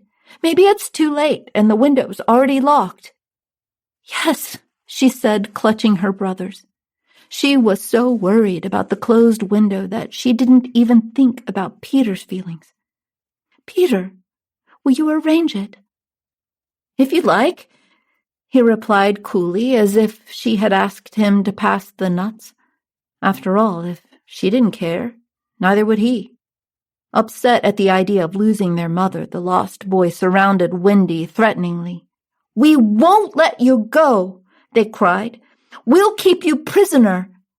Toodles, help, Wendy cried. Somehow, even though he was the silliest boy, she knew he was the right person to ask. Toodles stepped between her and the rest of the boys. You'll have to go through me first, he said. Peter spoke up. We keep no girls here against their will. Since flying makes you so tired, I'll have the Indians guide you through the woods. Then Tink can take you across the sea. Thank you, Peter, Wendy said. She turned to the lost boys. Come with us, she offered. I'm sure my parents would adopt you. This was meant mainly for Peter, but all of the boys jumped with joy. Peter, can we go? They pleaded. If you like, he repeated bitterly, and they rushed to pack. He, however, didn't move. Go pack, Peter, Wendy said, her voice low. I'm not going, he replied. Then, to show that he didn't care, he skipped around the room, singing. But we can find your mother, Wendy begged. No, I don't like mothers. She would only tell me I have to grow up and stop having fun. The other boys watched this exchange nervously. Peter, not coming. What would they do? Could they still go? Did they want to? Now then, Peter said, I'll have no fuss, no blubbering goodbyes. It was a pleasure to meet you, Wendy. He held out his hand formally. You'll take good care of yourself, she asked. Yes. Ready, Tinkerbell? Tinkerbell groaned from her cave. She resented having to help Wendy, but at least the girl would finally be gone. Then off you go. At just that moment, however, there was a clashing sound above. The pirates had attacked the Indians. The trip home was off, at least for now. Chapter 12. Extremely Happy Hook. The pirate attack was a complete surprise. Hook had broken all of the rules the pirates and the Indians normally followed when they fought. He attacked in neither the time nor the place that was allowed. When it was over, almost all of the Indians were injured. Only Tiger Lily managed to escape unharmed. Finished with the Indians, the pirates still could not rest. It was, after all, not the Indians they had come for. The Indians were just bees to be smoked out so they could get to the honey. The pirates wanted the lost boys and Wendy and, most of all, Peter Pan. Peter was an awfully small boy to inspire such a big hatred in Hook, even if he had thrown Hook's hand to the crocodile. But there was something about him that enraged Hook. It was more than Peter's courage or his cuteness. It was his cockiness, his absolute confidence in himself. This is something many children have, but most grown-ups have lost it entirely. Perhaps Hook had lost some of his, too, and wanted it back. The question was, how could the pirates get down the hollow trees which were perfectly sized to allow each individual lost boy down, but no one else? Below, the boys were still trying to figure out who had won the battle. If it was the Indians, they reasoned, they will beat their tom-tom drums. It's always their sign of victory. Perched at the edge of the hollow trees up above, the pirates heard this. Smee happened to be sitting on a tom-tom, which Hook ordered him to beat immediately. After a moment of confusion, Smee understood and smiled. Boom, boom, boom, went the tom-tom drum. The tom-tom! The pirates heard Peter cry. The Indians have won! Let's go up and celebrate with them. The lost boys cheered, and Hook ordered his men to take their positions and get ready for the boys to come up through the trees.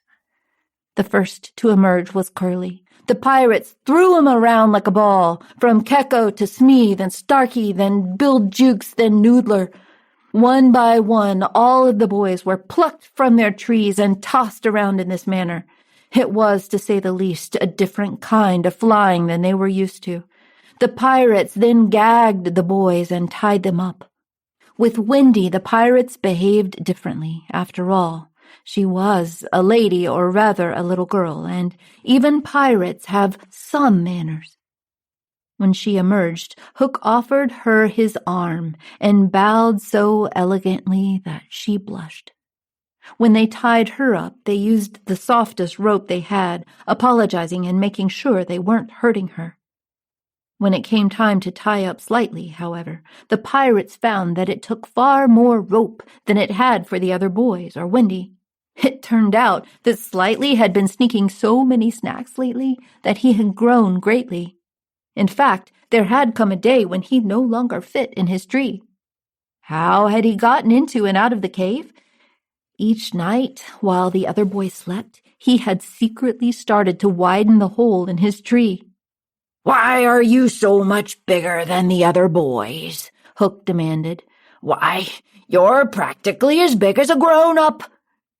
While the pirates found extra rope with which to tie him up, Hook had a brilliant idea. He knew how he was going to get Peter, who was still down in the cave. He signaled for the other pirates to take the lost boys and Wendy to the ship and leave him alone to his plans.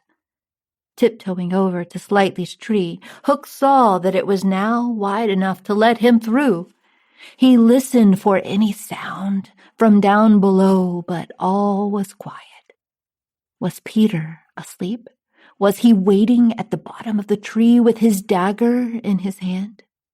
The only way to find out was to try. Hook took a deep breath, stepped into the tree, and let himself fall. When he hit the ground, he crouched for a second, waiting for his eyes to adjust to the dark of the underground cave. Finally, things began to take shape. In the corner, he saw the great bed, and on it, Peter sleeping. For once, Peter wasn't pretending. He was unaware of what was happening above. He believed the Indians had won the battle and that the lost boys had gone up to celebrate with them. He was happy for the Indians, but the lost boys were going to leave him, and Peter didn't feel like celebrating. Oh, he had pretended not to care, but he was very sad. And when he got sad, he got sleepy. Today he was so sleepy that he didn't even dream. It was in this sad, deep, dreamless sleep that Hook found Peter. As he stood over the bed and looked down, Hook felt slightly sorry for the boy. After all, Peter was only a child, and Hook wasn't completely evil. But then Peter smiled in his sleep. Perhaps he was dreaming something after all, and that smile seemed so arrogant it made Hook angry all over again. Hook saw a glass of water on Peter's night table and knew exactly what to do. In case he should ever be captured, Hook always carried a small bottle of poison with him. Taking it out of his pocket now, he added a few drops to Peter's water. Peter would wake up, take a sip, and fall to the ground dead. With one last satisfied look, Hook climbed back up Slightly's tree. Once above ground, Hook tilted his captain's hat at a fashionable angle, wound his dark cloak dramatically around himself, and stole away through the forest. Chapter 13. Carried Off. Peter slept for a long time. Finally, he was awakened by a soft rapping on the door of his tree. When he opened his eyes, it was still dark. He felt for his sword. "Who is it?" he asked. There was no answer, only another knock. "I said, who is it?" Still nothing, only silence. Peter was scared, but also excited. He loved adventures, especially ones that placed him in danger. His heart beat very fast. "I won't open unless you speak," he said. "Let me in, Peter," the visitor finally said in a lovely bell-like voice. It was Tinker Bell. Peter quickly unlocked the door, and she flew in, her face flushed and her pretty dress stained with mud. Tinker Bell told Peter that Wendy and the boys had been captured and were now prisoners on the pirate ship. "I must save her," Peter cried, leaping for his weapons. But first, he would have a sip of the water Wendy had left by his bed. His hand reached for the glass. "No!" Tinker Bell cried, for she had heard Hook mutter about his trick as he sped through the forest. "It is poisoned!" "What? How? By whom?" "Hook." "Don't be silly. How could Hook have gotten down here?" "I don't know, but he did." Peter Pan was stubborn and thirsty, so he raised his glass anyway. Tinker Bell flew quickly between his lips and the glass and took a sip of the water instead. "Hey, that's my water!" Peter protested. Tinker Bell did not answer. She was already spinning dizzily in the air, poisoned. "Tink," Peter asked, suddenly afraid. "You should have listened to me," Tinker Bell said weakly. "Oh, Tink, why did you risk your life to save me?" Peter asked. Her wings were weak, but she managed to land gracefully on Peter's shoulder and give his nose one last loving pinch. She whispered in his ear, "Because I love you, you silly donkey."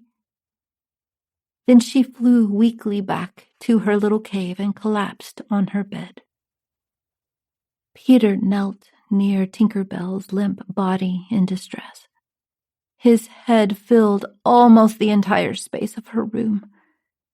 Tink's light was growing darker. Peter knew she would die if it went out entirely. "Oh, Tink," he cried, "what can I do? I need you. Please don't leave me now." "I think I could get well again if children believed in fairies," Tinker Bell gasped. But there were no children left in the cave.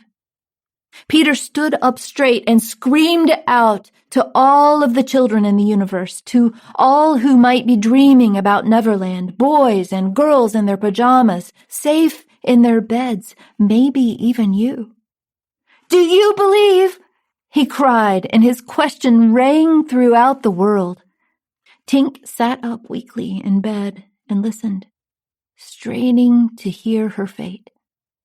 She and Peter thought they heard some voices, but they weren't sure.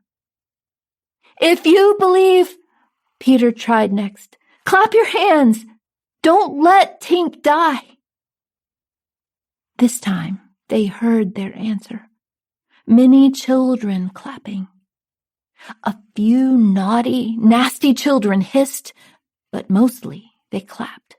Until, that is, the clapping suddenly stopped, having been hushed by worried mothers who had rushed into bedrooms to find out what all the commotion was about. Nevertheless, that bit of clapping was enough. Tinker Bell was saved. Back to her old self, she didn't even think of thanking the children who believed, although she did want revenge on the few who had hissed. "Now, we must rescue Wendy," Peter vowed. Oh, if only some clapping could work that magic as well. "Yes, yes, we must always think of Wendy," Tinker Bell said glumly. It was a cloudy night, not good weather for flying, so Peter pressed forward on the ground in Indian fashion. He could not help but notice that the island was strangely quiet, as though it were still in shock from the recent battle. As Peter walked, he looked for things the boys might have dropped. He had trained them, if ever taken, to leave such clues. Slightly, for example, was to cut trees, and Curly to drop seeds. Wendy knew to drop her handkerchief. But he saw nothing. He swore a terrible oath. Hook or me this time. Chapter 14. The Pirate Ship. The Jolly Roger lurked low in the water like a waiting crocodile. The pirates sat on deck in the cool fog of the night, playing cards or napping. Hook could not play or rest. Distracted, he paced the deck. It wasn't that he was unhappy. After all, Peter had been removed and the lost boys were soon to walk the plank. And yet, for some reason, his happiness was incomplete. Like Mr. Darling, Hook worried about things like breeding and class, what he liked to call good form. He, too, cared very much what people, especially people with good form, thought about him. Whenever he did something or wanted something, he would ask himself, "Is it good form to do or want such a thing?" Sometimes he worried that it was not good form to think so much about good form. But Hook wasn't just unhappy, he was also lonely. As hard as it was to believe, Hook hurt. He had no children to love him. It was strange that this should bother him, but it was true all the same. In a way, Hook envied Smee. Smee was the least threatening of the pirates, and yet the children loved him. Michael had even tried on his spectacles. Thinking about the children's preference for Smee made Hook angry, and he decided to finish off the boys once and for all. "Are the children tied up so they can't fly away?" he yelled. "Aye, aye," came the reply. "Well, then, hoist them up." The boys were brought up on deck before him. "6 of you will walk the plank tonight," Hook announced. "But I have room for 2 cabin boys. Who will it be? Which of you will come to work for me?" Toodles stepped forward. "I would, sir, but I don't think my mother would want me to be a pirate. Would yours, Slightly?" "I don't think so," Slightly said. The twins agreed, as did the others. None of their mothers would approve. "Enough!" Hook cried. He pointed to John. "You," he said, "you look like you have a little pluck in you. Do you want to be a pirate?" Secretly, John had always dreamed of being a pirate. He even had a pirate name picked out, Red-Handed Jack. In a low voice, he now confessed this to Hook. "Why, Red-Handed Jack is a fine name," Hook said. "What would my name be if I joined?" Michael asked. "Blackbeard Joe," Hook said. Michael was impressed. "Will we still be respectful subjects of the King of England?" John asked. "No," Hook replied. "You would have to swear. Down with the king." "Oh," John said, his face falling. He could never turn his back on England. "Well, then, never mind." "Then you shall walk the plank too," Hook roared. The boys went pale as they saw Jukes and Keko preparing the piece of wood off which they would walk before falling into the water. But they tried to look brave, especially when Wendy was brought up. She was the brave one. She emerged from below decks wearing a dark scowl. "Are you ready to watch your boys walk the plank?" Hook asked her sweetly. "Do you have any last words for them?" "I do," Wendy replied in a loud, clear voice. "I have a message from their real mothers, and it is a hope that their sons will die bravely and with their heads held high like proper English gentlemen." The boys all stood up a little higher, trying to be brave, to do this one last thing for their mothers and Wendy. "Tie her up to the mast," Hook yelled, and Smee obeyed. "I'll save you if you promise to be my mother," Smee whispered to Wendy. "I would rather have no children at all," she replied scornfully, even though she had to admit that Smee was the nicest pirate of them all. The boys tried to be brave as they were put on the plank. In the end, however, they were only little boys, and they could not stop themselves from shaking and shivering with fear. Wendy turned her head. She couldn't look. Hook took a step toward her. He wanted her to watch the boys walk, one by one, off the end of the plank. But he never reached her. He never got to hear her beg for the boys' lives. Instead, he heard tick, tick, tick. It was the terrible tick, he realized, of the crocodile. All eyes were suddenly on Hook. It was almost a sad sight to see this brave pirate captain positively freeze in terror as the ticking sound came nearer and nearer. Even his claw hung inactive as if it, too, were afraid. Hook fell to the deck and crawled as far from the sound as he could go. "Hide me," he begged, and the pirates gathered grimly around him in the center of the boat. The lost boys glanced over the side of the boat to look for the crocodile, but to their surprise, they saw Peter approaching instead. He signaled them not to give any sign and kept ticking and climbing.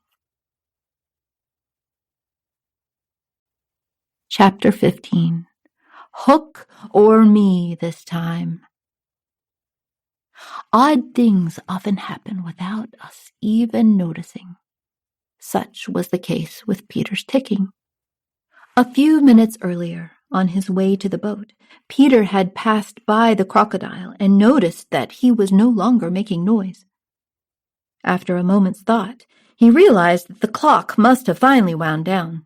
Peter knew that the beasts on the island feared the crocodile and avoided the ticking sound. Without even thinking about it, he began to imitate the ticking so that he could pass through the forest unbothered. The crocodile heard this, and perhaps because he missed the sound, he began to follow Peter. As Peter swam, newly ticking, to the boat, he had one thought about the upcoming battle. Hook or me this time. Only one of them would walk away alive, he vowed.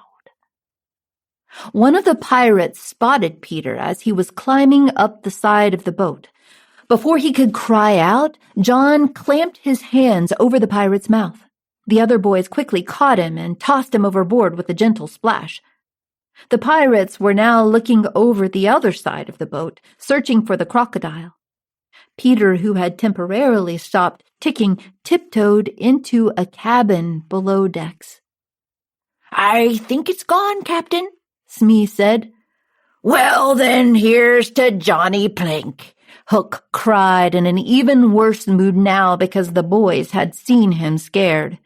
He started to sing, yo-ho, the frisky plank. You walks along it so till it goes down and you goes down to the dark water below.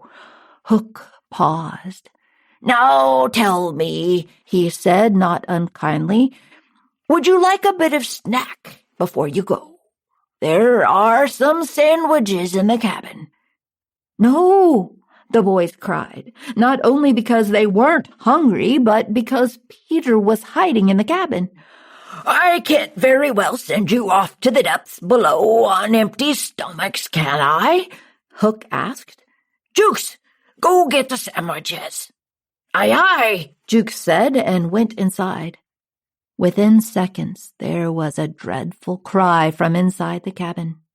The cry was followed by a strange crowing sound which confused the pirates, but which the boys understood perfectly. "What is that noise?" Hook asked. "Is that a bird? Someone go check on Bill, Jukes." The Italian Keko went inside for a peek and then ran out pale. "Bill Jukes is gone," he reported. "Gone?" the other pirates asked. "I can't see what. It's too dark in there, but there's something in there crowing," Keko said. "Go bring it to me," Hook demanded. "Don't make me," Keko cried, but seeing Hook flex his claw, Keko obeyed. Within seconds, there was another screech, and then more crowing. "Who's going to bring me that rooster?" Hook demanded. "Did you volunteer, Starkey? My hook seems to think you did." "I'd rather swing," Starkey said in a low voice, and the rest of the pirates mumbled their agreement. "Is this mutiny?" Hook said, "with Starkey as the ringleader." He extended his claw. "Perhaps you would like to shake my hand, Starkey," he said. Starkey looked around for help but found none. Hook advanced with a gleam in his eye. Before Hook could get him, Starkey jumped on the pirate's cannon, shimmied out to its edge, and threw himself into the sea. "Never mind," Hook muttered. "I'll go get that rooster myself." A minute later, Hook came staggering out without his lantern. "Something blew out my light," he said, shaking, "and Keko is missing." Pirates are a superstitious bunch, and this was too much for them. "This ship's cursed," one of them muttered. "Haunted," the others agreed. Knowing it was Peter, Michael giggled. Hook noticed this. It gave him an idea. "Open the cabin door and push the lost boys in," he suggested. "If they kill the bird, so much the better, and if it kills them, we're none the worse. We're going to kill them anyway." The boys pretended to cry and struggle as they were pushed inside. "Now, let's listen," Hook said, and the pirates all crowded around the door. Meanwhile, Peter had found the key to unlock the boys' chains. They looked for weapons while Peter snuck out through an opposite porthole and cut Wendy's bonds. They could have flown away, but Peter had vowed that it was Hook or him this time. He told Wendy to go hide with the boys, wrapped himself in her cloak, and took her place on the mast. Then he took a deep breath and crowed. The pirates were terrified. Had the crow killed all the boys? Would it kill them next? "Lads," Hook suggested, "perhaps our run of bad luck is due to the lady we have on board. Let's get rid of her and see if our luck changes." "Throw her overboard," the pirates cried and rushed at the figure in the cloak. "There's no one who can save you now," the pirates hissed. "There's one person," the figure at the mast replied in a strangely low voice. "Peter Pan." As he spoke, Peter threw off the cloak and revealed his face. Suddenly, everyone understood what was happening. "Get him!" Hook cried, but not very convincingly. He sensed that Peter was about to best him once again, and it was too much for him. Hook's fierce heart broke. "Fight!" Peter cried. The boys burst out of the cabin, and a fierce battle with the pirates began. The pirates were stronger, but the boys were smarter and fought in pairs. Some of the pirates jumped overboard, while others ran away and hid. Finally, only Hook was left. The boys surrounded him. Even alone, he was strong and brave and kept them away using nothing but his hook. He lifted one boy up with it and used him as a shield. Peter jumped into the circle. "Stand back!" he cried. "This man is mine." For a long time, the enemies just looked at each other. "So," Hook said, "this is all you're doing." "It is," Peter crowed. "Cocky, arrogant boy," Hook said. "Prepare to meet your end." "And you," Peter cried. A dramatic sword fight followed, during which both man and boy fought bravely. Finally, Hook moved to get Peter with his iron hand. Peter ducked and lunged with his sword, piercing Hook in the ribs. Hook stared down at the wound in surprise. As you may recall, the only blood he could not stand to look at was his own. He dropped his sword. "Now!" the boys cried. It was time to finish Hook off. They lunged forward, but Peter put up his hand, stopping them. "Pick up your sword," he told Hook, who obeyed. "What are you?" Hook asked. "How is it possible that you have beaten me? You cannot be just an ordinary boy." "I am not an ordinary boy," Peter said. "I am youth. I am joy. I am a little bird that just escaped its shell, and above all, I am fair." Hook narrowed his eyes. "Enough," he said. "Back to the fight." He swung his sword about wildly. Anyone else would have been hit, but Peter ducked as if the wind were working to protect him, blowing him just the right distance this way and that. Desperate, Hook ran off and returned with a grenade. "In 2 minutes," he cried when he returned, "this ship will be blown to bits." But Peter just picked up the grenade and threw it overboard. Hook hated how calmly and bravely Peter was behaving. Peter was showing, could it possibly be, good form? The thought of this was too much to bear.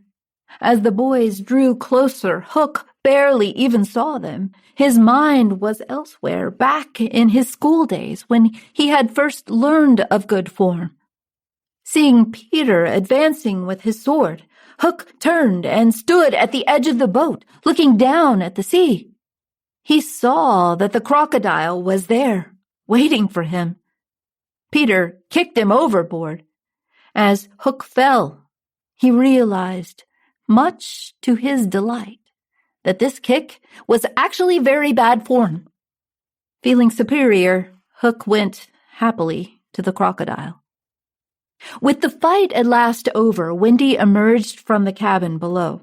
The boys danced around her, pointing out all of the places where they had fought. Yes, you are very brave boys, Wendy said. But it's past your bedtime. Let's get into the pirates' bunks, messy as they are, and get some rest. All of the boys went down to sleep except Peter. He fell asleep up on the deck, next to the pirates' cannon.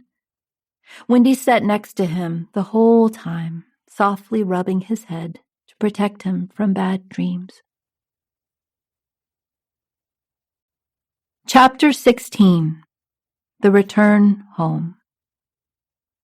Everyone woke up early next day. It was a very long journey back home, and the sea was quite rough, so the going would be slow. With slight alterations from Wendy, the pirates' clothes fit the boys just fine, pants cut off at the knees, and jaunty hats and eye patches, the scowls they added themselves. Peter, of course, was the captain. Nibs and John were first and second mates. None of the boys had any training in sailing a pirate ship, but they pretended they did, which in Neverland is always enough. As they worked, securing jibs and sheets and all sorts of other sailor words, they sang and cheered heartily. Finally, they got the ship out into the open sea, let loose her sails, and started for England. It was time. Peter had decided that they would sail as far as the Azore Islands and then fly the rest of the way. He stood at the wheel and addressed his pirate crew. "You scum!" he cried. "You mangy dogs! There will be no mutiny on my ship or else!"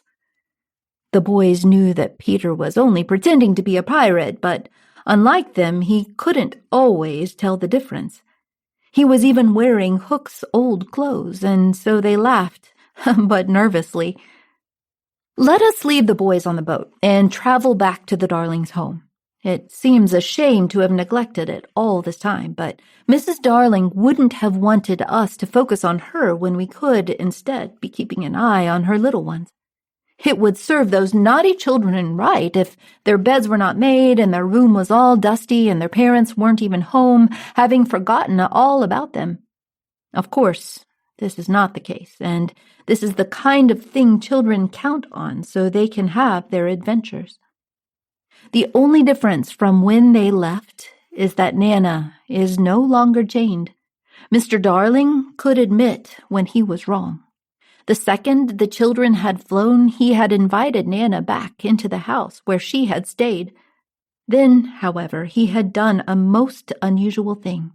He had gone down on all fours and crawled into Nana's kennel himself. Mrs. Darling had begged him to come out, but he had said, "Not until the children come back." Every morning the kennel was carried with Mr. Darling in it to the office and then back again at night.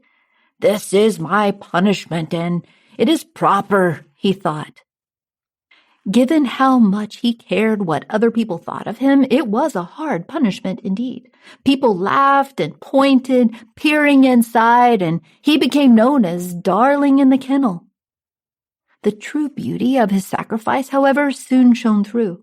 When the public learned why he had confined himself to Nana's kennel, they began to follow him, not to laugh, but to praise. Girls asked for his autograph. Society types invited him to dinner in his kennel and black tie, of course. "Kennel," one headline in the papers read, "the new good form." It was what he had always wanted, and yet Mr. Darling could not enjoy his new status in the community. Mrs. Darling was sad as well. When she managed to fall asleep, usually in her chair by the fire, she would dream of her children. This night was no different. Tonight, however, let us whisper in her ear that the children are on their way home. But perhaps we should not, because she has wakened with a start, calling out their names. There is a chill in the air, but the darlings would never dare close the window. It must always stay open for the children. Little do they know that, at this moment, there is someone at that window. It is Peter. He has flown ahead with Tinker Bell. "Open," Peter muttered bitterly upon seeing the window. "I knew it would be." Peter came up with one final plan. He would fly in quietly so as not to wake Mr. Darling in his kennel, lock the window, and then sneak out through the front door. That way, when Wendy and the boys arrived, they would think their parents had forgotten about them, and they would have to come back to Neverland. "Oh, this is a brilliant idea," he thought. He didn't care about Wendy's or her mother's feelings, only about what he wanted. Children can be selfish that way. On his way back out of the house, however, Peter passed Mrs. Darling sleeping by the fire. Seeing the dried tears on her puffy face, he felt guilty for the first time. "I need her too," he wanted to shout. "We can't both have her." He jumped and sang and made funny faces, but as hard as he tried, he couldn't get poor Mrs. Darling's tears out of his head. Maybe he was growing up a bit, after all. The thought enraged him. "Oh, fine," he huffed. "Come on, Tink." They unbarred the window and flew away. Moments later, the children found the house and the open window. They landed softly on their old bedroom floor. Michael didn't even recognize the place. "This looks familiar," he said. "Of course, silly, it's our room," said John. "There's Nana's kennel," Wendy cried, and they all rushed to look inside, but in place of Nana, they saw a man. "It's Father," Wendy said. "Let me see a father," Michael begged. He didn't remember his father. "Humph," he said, a little disappointed. "The pirates were bigger."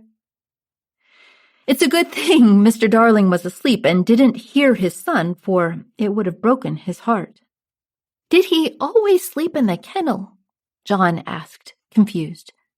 Suddenly, Wendy couldn't remember either.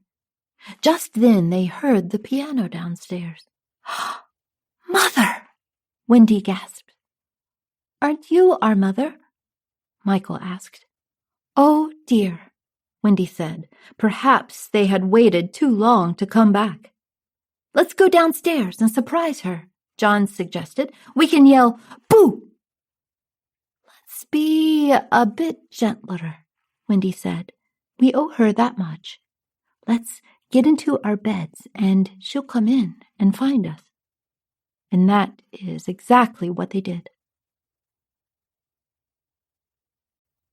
Chapter 17. Growing Up and Goodbyes. The next morning, Mrs. Darling walked into her children's bedroom, and there they were, her babies, sound asleep as though they had never left. For a moment, she thought she must have imagined them leaving in the first place. If it were not for Mr. Darling asleep in his kennel, she wouldn't have been sure. Of course, the children were only pretending to sleep. Unable to stand the suspense any longer, they leaped from their beds, screaming, and ran to hug and kiss their mother. At the commotion, Mr. Darling crawled sleepily out of his kennel. Nana came running into the room as well. Outside, watching the Darling family reunion from a nearby tree, a little boy named Peter Pan shed a tear. He would never know such happiness, he thought. The other lost boys were a different story. Wendy had hidden them downstairs, but she summoned them now. She made them stand in a row in front of her mother. She wished they were not all still wearing their pirates' clothes. Please take us in, the little pirates begged. We don't eat a lot, Nibs said. Of course we will have you, Mrs. Darling cried at once, but Mr. Darling frowned. It's an awful lot of boys, he said. Really, he just wished Mrs. Darling had not answered without asking him. I just wish people wouldn't treat me like a nobody in my own house, he explained. We don't think you're a nobody, Toodles cried, and all the others agreed. You are everything to me, Mrs. Darling whispered to him. Happy, Mr. Darling said he supposed they could make room somehow. As for Peter, he was still outside, lingering. Wendy saw him and walked over to the window. Oh, hello, he said casually, as if running into Wendy were a mere coincidence. Peter, Wendy said, please come inside. My parents will adopt you, too. Mrs. Darling came over and stood behind her daughter. It's true, she said. You would send me to school and expect me to grow up, Peter accused. Deny it. But Mrs. Darling couldn't. I knew it, Peter cried. Keep back, madam. No one is going to catch me and make me be a man. I'm going back to Neverland. But I'll miss you so much, Wendy said. I brought back the boys. Perhaps that's enough. Maybe I should go back with you.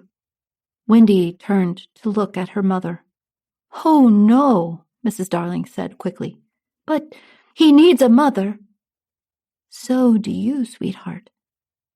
Mrs. Darling could see that her decision pained Wendy and Peter, and so she agreed that Wendy could return to Neverland for 1 week a year to help Peter with the spring cleaning.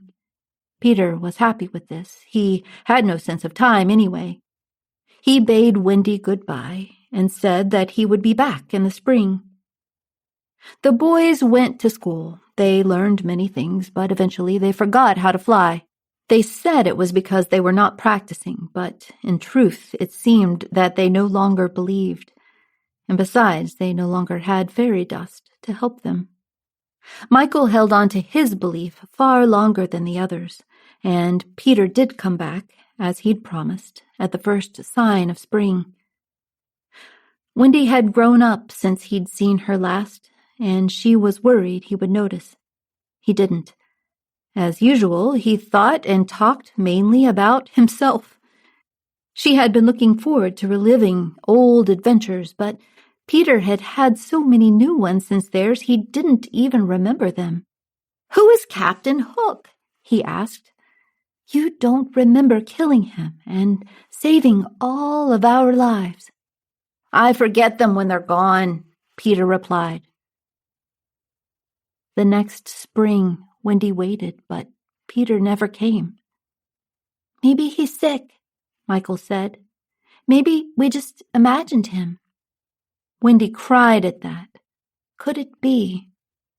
But the following year, Peter came as planned. He didn't even seem to realize he had missed a year, and that was the last time a girl named Wendy ever saw a boy named Peter Pan. Years later, when Wendy was married and living in the house she had grown up in, and all of the lost boys were men, she had a little girl named Jane who loved to ask questions about Peter. Some days Wendy could barely remember him. She had already forgotten many details and was glad to tell someone about him before she forgot him entirely. I know all about him, Mama, Jane said. Wendy looked up, startled. You do? She asked. I know him, too, Jane said. Of course she did, Wendy realized, smiling sadly. All children did. One day, Wendy was sitting on Jane's bed. She had just finished putting Jane to sleep when Peter flew in through the open window and dropped onto the floor. He was the same as ever. Hello, Wendy, he said, as though no time had passed. Where are John and Michael? He looked down at Jane. Who's that? Asleep? Peter, Wendy said gently. That's Jane, my daughter. You two have already met in her dreams, if I'm not mistaken. Peter wouldn't meet her eyes. He didn't want to admit that Wendy was grown up. I don't know what you're talking about, he said firmly. It's time for spring cleaning, and you promised to come. I can't, Wendy said. I don't remember how to fly. I'll teach you again. Peter seemed about to cry, so Wendy stood up to hug him, but when she did, she loomed so tall above him, obviously a grown-up, that his eyes opened wide in alarm, and he gasped. It's true, Peter, she said. I'm grown. No! You promised! I couldn't help it, she said. I'm married now, and a mother. Peter started to cry, so Wendy went downstairs to get him some warm milk. While she was gone, his sobs woke Jane. She knew at once who the boy was. By the time Wendy returned, Peter was once again laughing, and Jane was flying around the room with him, giggling. He needs a mother, Mama, Jane said. I know, Wendy said sadly. Peter pulled Jane over to the window with him, and she went willingly. Oh, no, Wendy said, moving between them just as her own mother once had. Just for spring cleaning, Jane begged. Wendy shut her eyes. All right, she whispered, and just as Jane would with her own daughter, and Jane's daughter would with her own daughter after that, Wendy watched her baby fly into the sky and off to Neverland until she was as small as the smallest star. Then, turning from the window, she whispered, Good night to Peter and to Jane and to you.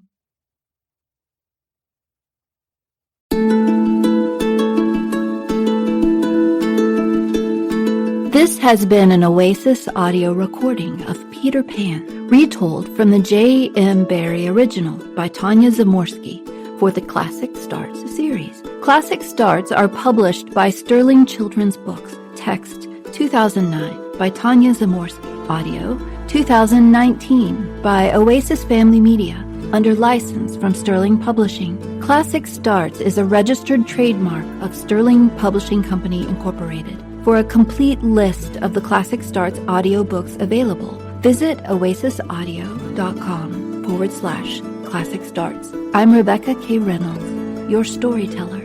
Thanks for listening.